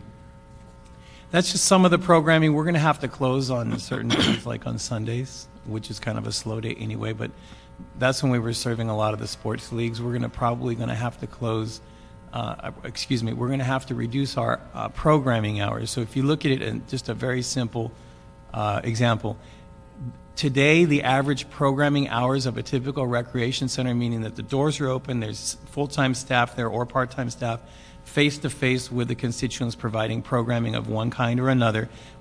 Average across the city is about 80 hours a week at each center. Some centers are as high as 100 hours a week today. We're going to be reducing those hours of operation probably to 60, and in some cases maybe even to 40. What I'd like to see, frankly, is a report back to us before any action is taken of what impact that $8 million would have, specifically what rec centers, what hour cutback, what personnel cutbacks, because to give us enough appreciation, in my opinion, that this is $8 million well spent that I would not want to in any way eliminate. It's a baseline of community service. It's a baseline of after-school programs, intervention, prevention strategies. It's a baseline of keeping communities whole. And for me, my parks are a part of my passion. And anything that doesn't clean the bathroom and doesn't keep it lit and doesn't keep people using it, I dare say on Sundays, go to my Mar Vista Park. There are thousands of people in various sporting activities every Sunday. So to close a park on a Sunday is like cutting your nose to spite your face. It's just completely unacceptable. When we say we're going to close a park, of course, the park themselves will still be accessible to the public, but what it does mean is that they may not be able to have the access to inside of a rec center facility that they used to have in the past. That's what we're talking about. Yeah. And also, too, what we're trying to balance with is, of course, for all of our parks, and of course, a reduction in staffing is how we're going to continue to, maintain the lawns and so forth, of course, so that the public can still access those parks. So it's a balancing act that we're trying to figure out here. But one of the things that we do want to bring to your attention is that, we've been having discussions about how we're going to approach these reductions and so forth. And for us, of course, the dreaded layoff word is there, but we have no other recourse. We don't know how else we're going to get there. We can only spend the dollars that we think are coming in. And as we stated, we don't think that all of them are going to come in. So we're trying to look at what we can do to stay within the budget. As our general manager, Mr. Muckery, has stated to you, that he would manage within the resources that he has. And so that's what we're trying to do and trying to approach it as best we can. I would hope that when you begin pairing up these parks, that you would look at high-use parks and low-use parks, so your personnel can put 60% of their time in a high-use park and not really diminish too much the low-use parks. What about some special projects such as the contamination problem at Chatsworth Park? Will that work stop then? We'd have to report back to you on that. I was involved in that project, but I don't remember all the funding sources on that. I don't think we've identified all of it yet. That's the problem. Right. I think that Regina might want to speak to this, but one of the benefits that we're looking at trying to utilize to help with some of these issues, not really the programming issue, but more the special projects issue, is the Quimby funds, and trying to utilize those to offset some of these problems. Where possible. What about fire damage at O'Melveny? I understand it's pretty severe. Oh, right. Is that all reimbursable from state and OES and FEMA, or is it going to be limited? Well, the point about O'Melveny is I think there's a good and a bad story there. First off, the parkland itself, which is all of the green space, the trees, picnic areas, the restrooms, all survived completely, almost completely untouched. It's amazing, due to all the efforts of fire department and the rangers, obviously.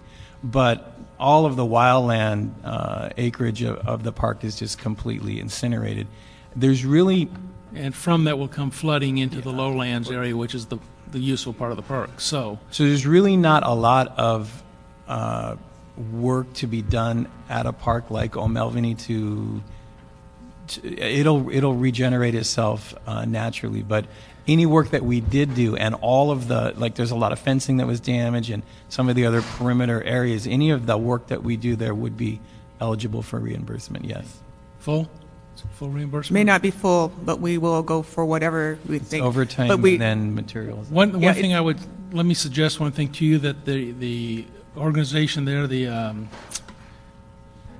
Friends of the Park, and there was another group also. Anyway, they've received over $1 million on monies from the oil pumping that goes on there. They can spend it any way they want in the community. You ought to contact Ms. Crosby, who you know very Right, well. of course. About that, and Wade Hunter. They control the money. We don't have anything to do with it. They got the money directly from the oil company. So you ought to be talking to them about assisting you in regenerating that park and saving it wherever we can from further destruction. Okay? Absolutely, we'll do that, Councilman. Also, Patriot Oil. Councilman Smith, sorry. also too, for Chatsworth Park South, of course, we have a special situation going on there as far as the park being closed. Yeah. And we are working very closely with the CAO and the CLA's office as far as to identify funding that we're going to need to do the lead contamination cleanup for that park. So that process is in place, and that is offline. We have not even addressed, we don't even know what that number is at this time. Yeah. But that is something too that will have to be identified in the future. Okay, thank you. On item 22 is the consensus that we hold that item until we get further study on what these recommendations actually mean as far as service. Well, yes, I think the department needs to actually report back. We're actually just highlighting, I mean, we're not actually taking any money. You know, basically, we had the adopted I think budget. the important thing is your numbers are way off, evidently, so we really need to take a second look at the whole thing. Because it was It's way off. Yeah. Well, it's just the revenue numbers wasn't included in the CAO's numbers at this point. Yeah. But they were aware, they are aware. On item 15, that we'll hold until we get a report back with the Rec and Park and the CAO as to the true dollar value and what the service impact. And I'd ask also, Ray, could we look at how, and I know there's limitations on their usage, but how we might look at Quimby funds that are available to assist in areas that they would provide additional resources to our 400 parks, but 15,000 acres of parkland. We are currently working on a proposal like that we're trying to take before our board next month. So we will, There's limited, what is it? to see what out of our special funds from our bond programs and Quimby funds, to see what we might be able to do to offset, such as to move staff off the general fund payroll to have them doing work on these types of payroll. So we are looking at all those sources. Expanding parkland, but not, you can't hire people or something? You cannot hire people as far as for maintenance and for programming with Quimby funds. Acquisition. All right. So the thing is, if you can look at that, and we'll get back, but number 22 we'll hold in abeyance until we get that reporting back. Okay. Number 23? Next is MIGLA, and that's just a funding swap between general fund and MIGLA for funding for the three departments we've mentioned. All right. 24? 24 is GCP. Again, this is the MIGLA availability, and we can take out the $2 million to reserve. 25 is the HRB. There's a surplus of about $400,000 in unemployment insurance account.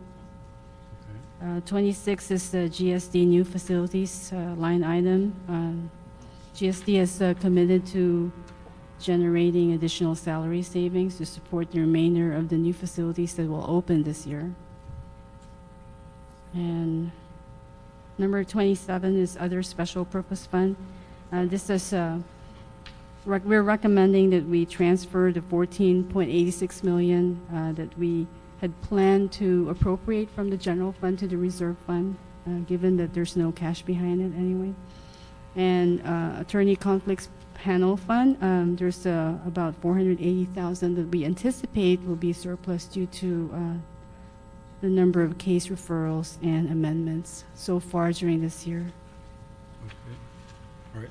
Let me just, there's no other question. Let me just go through a couple of things as far as instructions.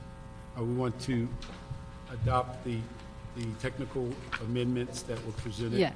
by the CAO to the city, to the committee clerk, as stated there.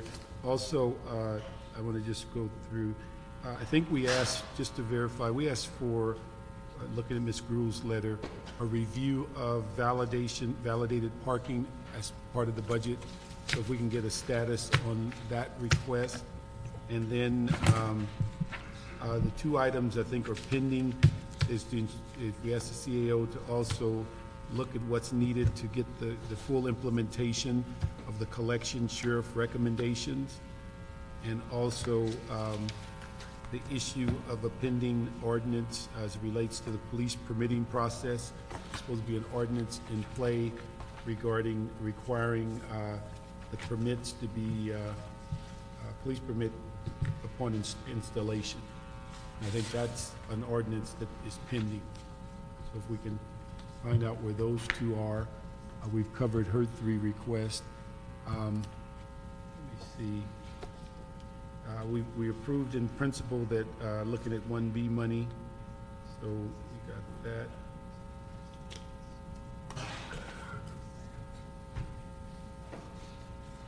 One thing I'd ask the CAO as you look through not only this report, but for the next FSR, that, as we mentioned in our earlier comments, that we look for suggestions for more permanent budget reduction strategies as opposed to some of the temporary ones we recommended. Let's see. Also, I'd ask that you give us an overview in this report as to what might be going on in other cities, as to what they're doing as far as budget reduction strategies, so we can have something to compare with our current deliberation. And then... Excuse me, sir. Would you like that in conjunction when this report gets to council? Yeah, we can just add that to the report. And the other thing, I didn't catch this note, when we were dealing with the police and the cars, just for us to have an awareness, and it kind of dovetails into what Mr. Smith talked about earlier, could we get just an analysis for both police and fire as to what it would, the reduction in cost to the city if we did not hire from January to June, and a cost per class, so we can have an idea if there's 6 planned, whether we do 4, 3, 2, but just the cost analysis. And then the final thing I have, and this is something that and I think you've already done work on it, and it won't have to be a part of this report, but I'd like to see, there's a lot of discussion about this whole privatization issue of Ontario Airport. If we can ask for your analysis as a separate report, whether that's cost analysis and such is a benefit to the city. Okay, Mr. McQuiston, we've covered everything on, you have one card for public comment.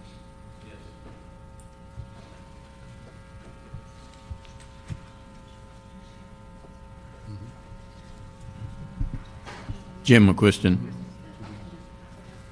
I've been doing some work on the planning of Hollywood. It turns out that the federal government has declared the Hollywood Fault to be active.